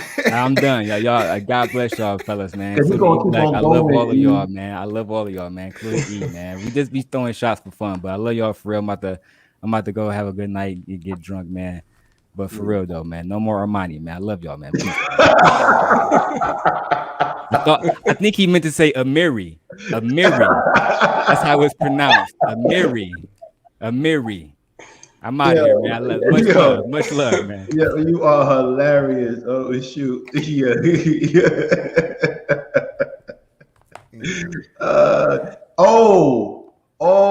Sherelle, come. All right. You should be lucky because I don't never call in. Y'all can hear me? Yeah. We hear you loud and clear. I am not. Hold on. What do you mean I'm lucky you called in? Yeah, because I don't call in nobody's show. I know, but this is a different type of show. We got a different type of body over here. Okay, I see. So you ain't give me my shout out earlier. You was like, I don't fuck with y'all. I'm like, what you talking about? No, you said that yesterday. You said we don't love you enough. We don't shout you out enough. So I had to call you out on that. But you know I love you though. I know. Hey y'all. Is that New Orleans? She from New Orleans? Yeah, I'm from New Orleans. Yeah, I heard that. I knew it. Hey Rico. Rico is my guy. You my Facebook boo. This is my guy. Rico has my back in the Facebook all the time. Okay? Because they hate me on the other side. They do. You know? Why they hate you? I'm a troll. That's what they say. I'm a troll. A damn good one. No, but I just think that I don't intend to be a troll. I just feel like when I say shit, it don't align with what they think. So they feel like I'm saying it from a disingenuous place. But I just feel like sometimes they speak from a real middle class place, but they be talking about real ghetto hood topics and shit that we do in the hood and ghetto shit. And then they be speaking from like this middle class place. And it's like, y'all don't be knowing what y'all talking about. That's not reality for people. And people have to base their life off what's reality for them. So you keeping the Cajun spicy. Yeah. What's up, Chef? What's up, Willie? What's going on? No, I already said what I saw what she said. She said, I like Willie, but Willie. Where the gumbo at? It's getting cold. It's really time for gumbo. It's really gumbo season. It's getting cold. Yeah. I fuck with you though, King, because I ain't gonna lie. At first I thought King Talk was boring, right? What King Talk? Or the other show? The other one, yeah. And I was that's not my. I didn't plan that. I just joined it. That's not my show. It just had my name. I was saying that in the comments. I was like, it's boring. They kicked me out. They was like, they'll mute me quick. Right. I be having to block the mods because they be on my ass. So, but I've been going back and I really like your perspective. Like I was liking what you were saying. I think it's different though. You know what I'm saying? Right. I think this is the thing. I'm not easily offended. So all the stuff about the sides and the beef and all that, I don't really care about all that because I'm really not easily offended because I'm easily offensive. The shit that I say, it can easily offend people. So I can't be the woman to be like, oh, please be nice to me because I'm going to tell you the truth. And if the truth most times is going to hurt. That's just 9 times out of 10. You got a personality. Why don't you have your own show? Yeah, that's a fact. Yeah. People always say that. I don't know, because I be at work. That's why I can't cam up right now. I'm at work. Yeah, we don't. Hey, King, look, when I'm in the group with her heavy. She comes straight down the middle, no chaser, no bullshit. She'll sit there like she'll go at the neck of the gangbangers in the hood. She'll be like, fuck them. She got her business and everything. This girl is as legit as it can be. Very legit. And the thing is I ended up, we always end up on the same side because them little F boys over there will say all kinds of little slights and unsolicited slander. Mm-hmm. And she She'll kick the dust up. Her and there's a couple of other ones that trigger them because they don't take the I'm gonna bend the knee because I'm a woman and you're gonna talk to me any kind of way, right. Nor should they. Right. And I respect the hell out of her and a couple of other ones over there for doing it. And when I see these guys talking out the left, trying to slander them, I'm like, I'm just not gonna let them do it. And I sometimes I'm racing to get in front of the fire in front of railroad. Me and her catching bullets all day, every day. Whoever sees it first, we jump in front of it. Wow. Let me ask you a question, bro. Let me ask you a question. Quick, 2 questions. One, are you gonna drop your IG because Dawn Carrera is on your body right now? It's my name, but then it's underscore, so it's Sherelle then underscore. He wants to know where to send the ring. The second thing is, it's a tough question. It might get you some issues down there in New Orleans. But who's better? Who had a better history? No Limit or Cash Money? Why everybody keep asking that? It's definitely Cash Money. It's definitely Cash Money. I respect because they got Wayne, y'all know. And I feel like when we was first coming up, No Limit had the juice, but what Wayne did, he just took it to a whole nother level. Who's your top 3? Who's your top 3? Your top 3 from the city? Yeah. Okay, so let's see. 3 would probably be BG. Y'all know BG? Yeah, come on now, Wayne. Okay, so 3 is BG. Number 2 is Lil Wayne. Right. Number 1, Soulja Slim, and that's my guy. Slim. All right, I'm gonna say you're not like this. I'm gonna say this. It's not in order. Kevin Gates, Lil Boosie, NBA Youngboy, Lil Wayne. I like them. I don't really like. Yeah, I fucked you out with that, right? I fucked you out with that. NBA Youngboy is one of the highest artists. That's nice. So that's totally different. Yeah. Wait, you think all of them better than Wayne? No, I think Wayne has a good catalog, but I think if you talk about like the ones that's popping now, yeah, is to me now. I'm not talking about is Kevin Gates, Lil Boosie, and NBA Youngboy. Yeah, NBA got these kids, man. We got the kids like it's my nephews. You talk about legend. Lil Wayne's the best that ever did it, but yeah, but you talking about right now, nobody's really messing with them. Yeah, NBA got the kids, man. Like these kids will kill you over NBA. Yeah, you can't say nothing. You can't say nothing bad about them. I had to keep BG up there with Turk, man. Turk was nice. Turk was one of my favorites. Turk was, man. So for me, if I had BG up in there, I would have had to have Turk up in there too, man. No question. I think from New Orleans, if you was from New Orleans, people would know that like the pedestal we put Soulja Slim on is just it's just a whole different thing. It's like when Slim come on, it's just touch your soul. I don't know. Slim is the New Orleans legend that's just gonna forever have that. He's just gonna forever have that threshold. Like that's the guy. That's cool. What's up, E Black? I see you looking. You ain't got nothing to say. You be all that y'all jacking in the chat. All that you be talking crazy in the chat. What E Black? I'm just wondering if we gonna get the same little shield that you gave the other network. That's all. You gonna join us? First of all, when I be over there, they be saying, "No, she a flower. What you doing over here? You need to pick a side." I'm like, I'm everywhere. I'm supporting black men. Period. Y'all be that's on y'all. I'm a consumer. Yeah. That's why I'm be calling in. I'm not the star. I'm a consumer. Like I love it. So y'all like I said, I'm not easily offended. So I'm not gonna stop fucking with y'all because sometimes I don't like something y'all say. I disagree with y'all too. All the time. But I'm just not gonna say I don't like y'all because I don't disagree. Because I know y'all probably disagree with me for a lot of stuff that I believe in. Right. Let me ask you a question. I done had a bunch of disagreements with everybody over there too. Let me ask you a question. Every day. Every day. Let me ask you a question before we go. On a scale of 1 to 10, how funny was calling him Computer Love?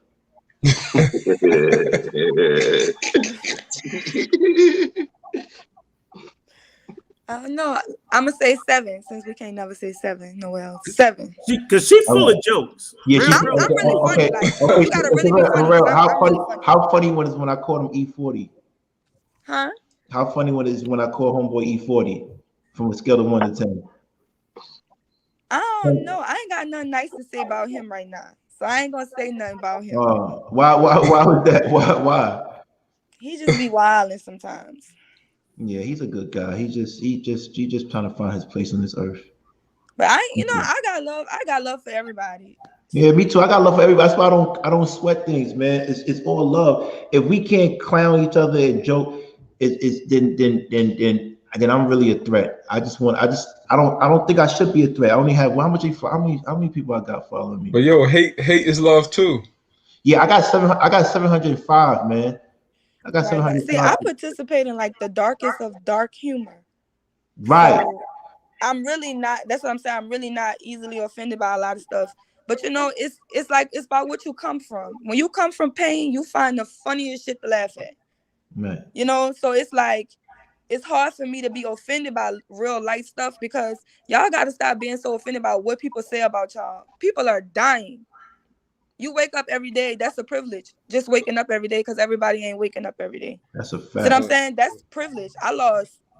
In 30 days, I lost 4 loved ones. I had a cousin that got shot and killed in the East. I had a cousin got shot 31 times, killed in the 9th Wall. I had an uncle pass and my brother-in-law pass. So it's like, that's just a matter of 30 days. That's 4 funerals. So it's like, we alive. It's a joke. If you can get through it, get through it. Rel, can I ask you a question? Last question. Yeah. And it's a real question. And this question goes to Chef too. This is going to be deep. If you know, if the fact that I haven't talked about New Orleans and Haiti, this is a question. Do you believe because they practice voodoo or hoodoo that a lot of times there's a lot of curses that come to the land? Yes or no? And why? I had to ask that question because a lot of people are scared to ask that question. I had one person tell me one time they flew over Hispaniola, and when you fly over DR, it's green. When you fly over Haiti, it's brown, and it's like that deals with something now that has nothing to do with being a curse. But when we talk about other things that's been happening to those 2 particular lands, those 2 lands and people have deep roots within voodoo and hoodoo. Is that a reason why? Just asking. I'm gonna say this. I got real spooky for Halloween, right? I'm getting real spooky for Halloween, right? I know I'm not spooked with it because I definitely understand where you're coming from. But I think a lot of times people say, where you from? We say New Orleans. And they say, oh, New Orleans, what? New Orleans, New Orleans. And like they say, y'all always say that, y'all never say y'all from Louisiana, right? But in real life, Louisiana isn't old as New Orleans. We've been here for 300 plus years. Louisiana only been a state for like 200 years. So even like people that's from Illinois and like parts of Arkansas, Oklahoma, parts of Texas, I always tell them, y'all only here because of New Orleans. It's really, they wanted New Orleans is how the Louisiana purchase even happened. So with that being said, it's like so much has happened in New Orleans because majority of people don't know is when the slaves first started coming, that's where they came, Port of New Orleans. And it was so much bloodshed, it was so much murder, it was so much violence. The city is eerie and it reeks of everything. Even our Superdome is really literally built on it used to be originally a graveyard. Right. And then and think about what happened during Katrina, where almost the circle of life turned it back into that. Right. And you know what? Because they had some bodies coming up. I was 10 when Katrina happened. I was just talking about Katrina story. I'm talking about I remember Katrina, and I was just in Ida too. I'm talking about those stories, and I don't want to get spooky, but the question, you still avoid the question, well, is do you believe those 2 particular land and people in that land have been having issues because of their association with that particular religion? But you know what? No, I don't think so, because from my understanding of what they teach us, because we have a voodoo lady in the Ninth Ward, voodoo isn't such an evil thing. It's not, right? I think people in society in America, white tea people, they try to make it evil. Because I'm gonna tell you something about Haiti and New Orleans that people don't understand. We was owned by the French, and that was something different. Now every Sunday we party, and if you die in New Orleans, we gonna party for you. We gonna really get a band in the streets, and we gonna dance, and we gonna party for you. When they come to the parade, second lines. That's what they call it. Yeah, I love that dance. They be killing that shit. People don't know the history of second lines is because in French, when the French owned us as slaves, every Sunday we was free. And we would get together and we would dance. But because we was free on Sundays, we got to keep a lot of our history. We got to keep a lot of the stuff that in the traditional things that we used to practice in Africa. So what you would call voodoo now was just traditional ways that these particular set of African people used to praise their God. Yes. And this is how they would make things happen. Even in the Haiti Revolution, people say, they told them before they won that revolution, before they went into war, you have to leave your white God behind. And you got to go back to what you've been doing. And if you turn back into this, and it's not to discredit nobody's religion, because what I'm saying, people are going to believe what they believe in. You understand what I'm saying? But even back in the Bible, if you want to bring it back to them, they used to make sacrifices and cut things up and praise and worship to God to make things happen. So I think just like you can use voodoo for good, you can use voodoo for bad. But you can say that same thing about Christianity, because people use Christianity as to promote love today, but it enslaved 400 years of people, raped, killed, murdered, destroyed of people for 400 years using that same Christianity. So it's not necessarily saying that voodoo is evil. It's people are evil. And they take tools and then they make it evil. So I think it's gonna always play a factor because it's in there, The voodoo is in there, is in Haiti, in New Orleans, like it's there. And so it's like we've been a murder capital for so many years. It was the murder capital. And it's like we always stay in top 25, top 10 murder capital cities, and it's like my auntie always tell us, because my parents are older. Even I'm 27, but my dad is 73. Right. So, his mother, she like 92 now, and her grandmother was a slave.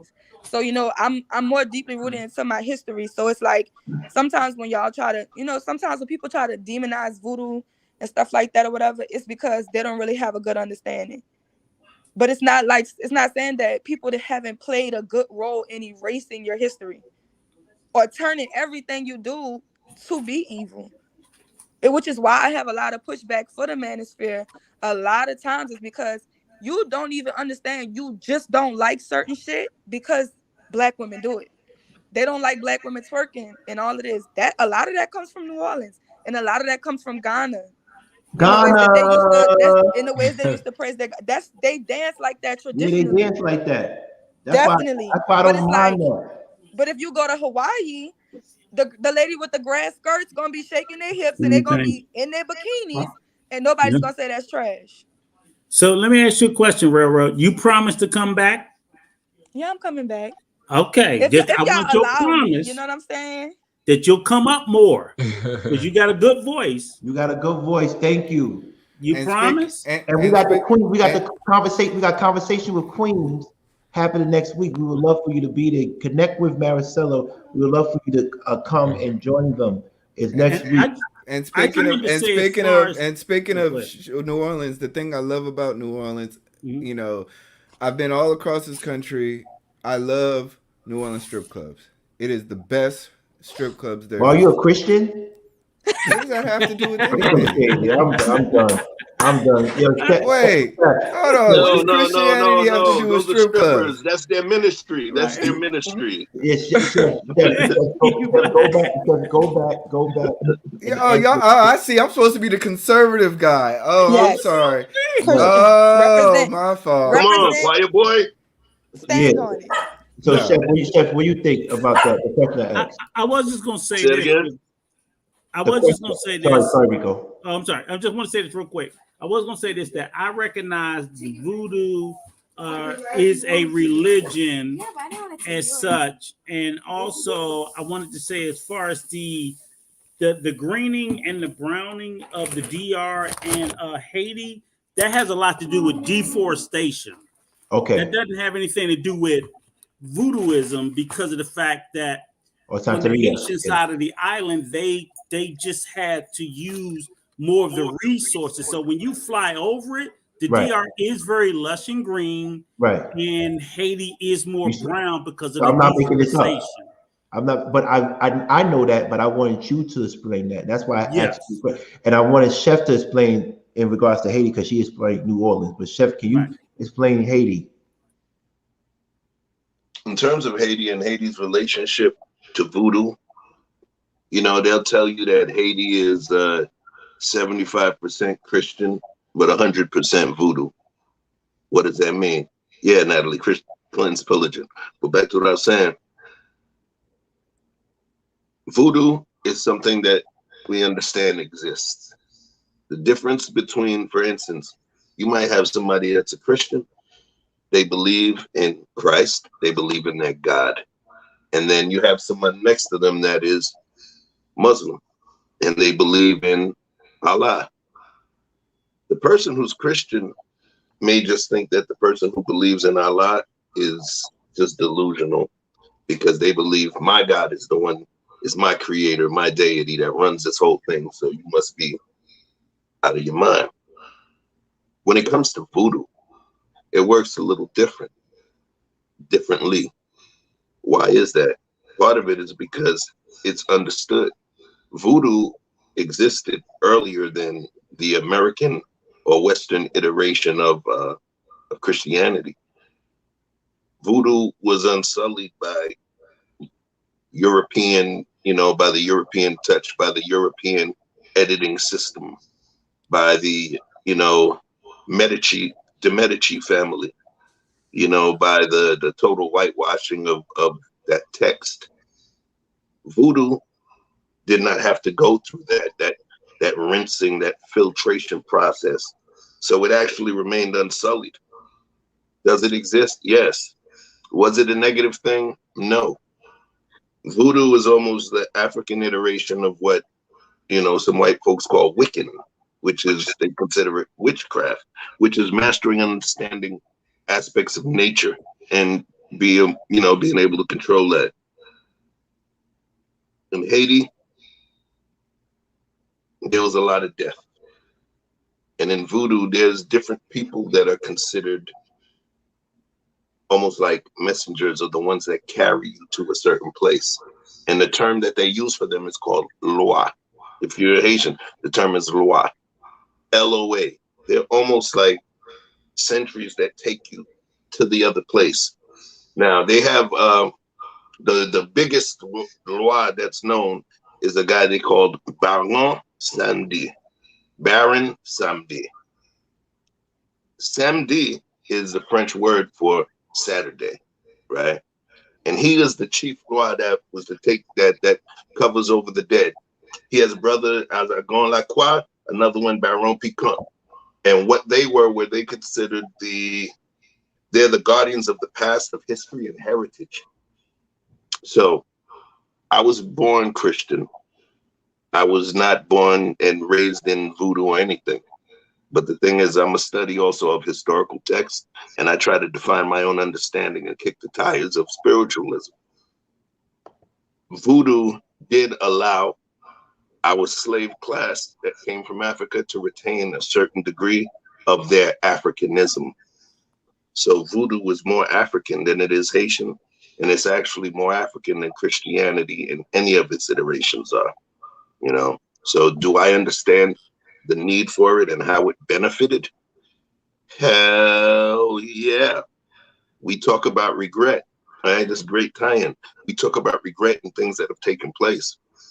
We cannot regret voodoo's existence, because voodoo was what also helped the Haitians, that helped the United States. So in the end, we've benefited from the existence. So we have to look at it intrinsically and don't look at it as a positive versus negative, or more so as point of self-recrimination to understand the previous mistake that was made and how we're going to move forward, but also giving resonant context to what we might have thought was a negative thing that's actually generated benefit within our life. The yin and yang of a problem. The good things were necessary, so were the bad things, because if the bad things didn't happen, the positives may not have come forth from that. Mic drop. Oh, and to piggyback off what Chef was saying, Chef, you had it all articulated. You put it all together. You see what I'm saying? But speaking of, I've been in New Orleans all my life. I'm telling y'all now, the voodoo is not, it's like, don't ever come to New Orleans thinking voodoo is gonna be the worst thing that you're gonna run into. Right. Because that's some real, like, I hate it when people say, oh, voodoo, and that's all the city is about. Because that's real, like, touristy thing. Like, they gonna, first of all, they accredit voodoo to a white lady, right? Mary Laveau. Mm-hmm. Right now, this is a traditional African religion, right? But somehow they're accredited to a white lady, right? So that shows you just enough. And they go visit her grave and stuff like that or whatever. But for the real people that's in the cities, for the real people that's really from New Orleans, like New Orleans, not the surrounding areas, because a lot of people say they're from New Orleans because they live right outside of it. But if they tell you they're from New Orleans, say, what ward you from? If they can't tell you what ward they from, they not from New Orleans. And I said that, okay? Range. Because a ward generally is just a voting district. And if you can't vote for who runs the city, are you from that city? Mm-hmm. Not at all. Like, they have their own mayors. They don't have cities with 2 mayors. They have their own mayors and stuff like that or whatever. But when it comes down to us and just us, we're not on it. We don't really be doing voodoo. Now, don't get me wrong. We all have probably like this lady, and she probably have like all these spells on her house, so we know to stay away from her. So if they practice it, it's real. I think people think when I say it's not evil, they think it's like dismissive, like it don't happen. So it's real. Don't eat no girl from New Orleans spaghettis. Like, just don't. You see what I'm saying? Lake Charles? What about Lake Charles? The spaghetti thing is real. Like, voodoo really is real, but some people use it for evil. Some people use it for good. But it's like 9 times out of 10, you run into somebody from New Orleans, you're not gonna run into nobody that's doing voodoo, unless you're in the French Quarters. And why are you there? But then again, you're a tourist, so that's why you're there. But us not being like this is home. We're not always in the French Quarters unless we, work there. All right. With that being said, because again, it will be spooky for me, I want to get some sleep, But tomorrow we're going to have a good conversation about real life. I don't want to say the word, but real life demons and vampires and werewolves, people that parasites that suck your blood and your energy from you. So we're going to talk about that tomorrow, or maybe not. Maybe we just talk about E40 all day. Anyway, have a good night. Thank you, everybody. And come back, real. Yep. I'm gonna be here. And do me a favor, whatever you do, man. Are we wearing costumes? Show love. Wearing costumes? I am. Look. We gonna wear a costume tomorrow? I'm gonna be a voodoo witch. How about this? Yeah, look. That's that Barum Sam D hat. You're gonna paint your face white. You're gonna paint your face white, Rico. Yeah, but listen, man, I appreciate y'all for this was a good. See, I like having every time we go through some crazy shit, the next day we have a calm conversation. That means tomorrow's gonna be litty. That means we had a catharsis. We need those tomorrow's gonna be litty to get all of that out. Pressure bust pipes, man. Tomorrow's gonna be litty though. I have a feeling. All right. Oh yeah. Tomorrow he forgot to do it, but he's gonna do it for y'all ladies. The sexy rock and flower intro. I'm gonna be like this. Yeah. But listen, let me just say this real quick, man. Look, all right. Maybe I'm in my feelings. It's my time to get into my feelings and stuff. Look, on this page right here, I'm gonna keep it 1,000. See what I did there? We got 700 something in here, yo. We got 700 or something. Let's get to 750 for the weekend. Listen. I'm gonna talk about my regret right now. All right. I only got 84 subscribers, yo. I said it. 84 subscribers, man. just go hit the subscribe on your boy's page, Chef Space Chupino. There's a little stuff in there. I got some things that might float in as well. Rock with your boy, man. That's all I can say is rock with your boy. It's not just gems sitting as me as the 6 box here. You know, there's gonna be some other stuff. Just rock with your boy. Follow, hit subscribe, hit the bell. You know, I'm an insomniac. You never know what's gonna happen, man. Just hit the bell and subscribe. All right. Thank you. Okay, I can tell you one thing. Yep, go ahead, my love. Okay, know something. At least 50 of your subscribers come from me.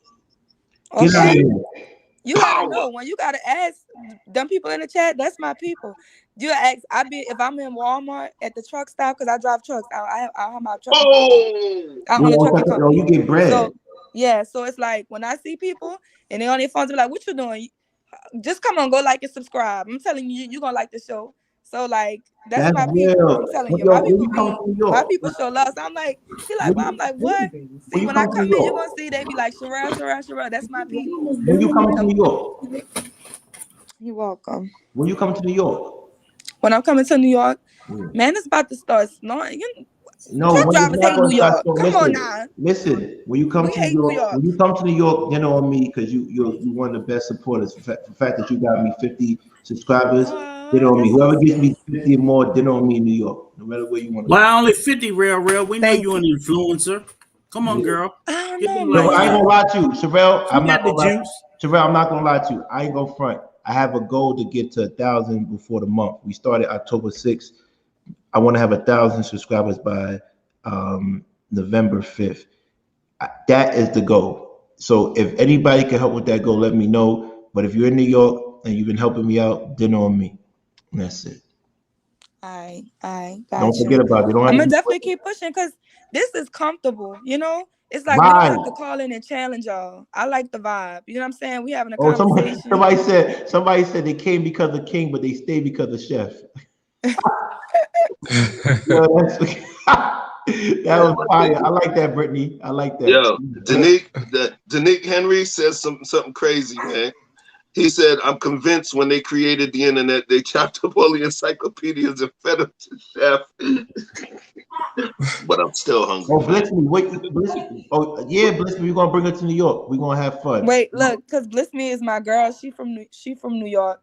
We're part of New York. Like, y'all gun laws is way too. Yeah, we don't got no gun law. We don't got no. You can't have a gun. I got a family. I'm from Louisiana. We could walk around with it on our chin, like. Right. They can't tell us nothing. It's open carry. So I don't know, New York, y'all be tripping up there. Man, I'm on probation. I can't carry guns. I can't carry guns if I wasn't on probation. So it's New York. All right, it's good. It's good. Let's go. Bliss, what part of New York you from again? But then you know what I'm going to do? This is what it works all the time. I take one of their friends out, and they be like, "Damn, we had a good time." Mm-hmm. She from Brooklyn. She from who? She from Brooklyn. I am Brooklyn. I am Brooklyn. I'm stand on that. I'm from Brownsville, but I am Brooklyn. Now nobody runs Brooklyn. Nobody runs New York, but. You know what I'm saying? I don't run it at all. I'm far from running it, but I am Brooklyn. Anyway, take care. I want to say I love y'all all. Be easy tomorrow early. If not, then I'll see y'all Monday. Peace. Peace. Peace. Hold it down.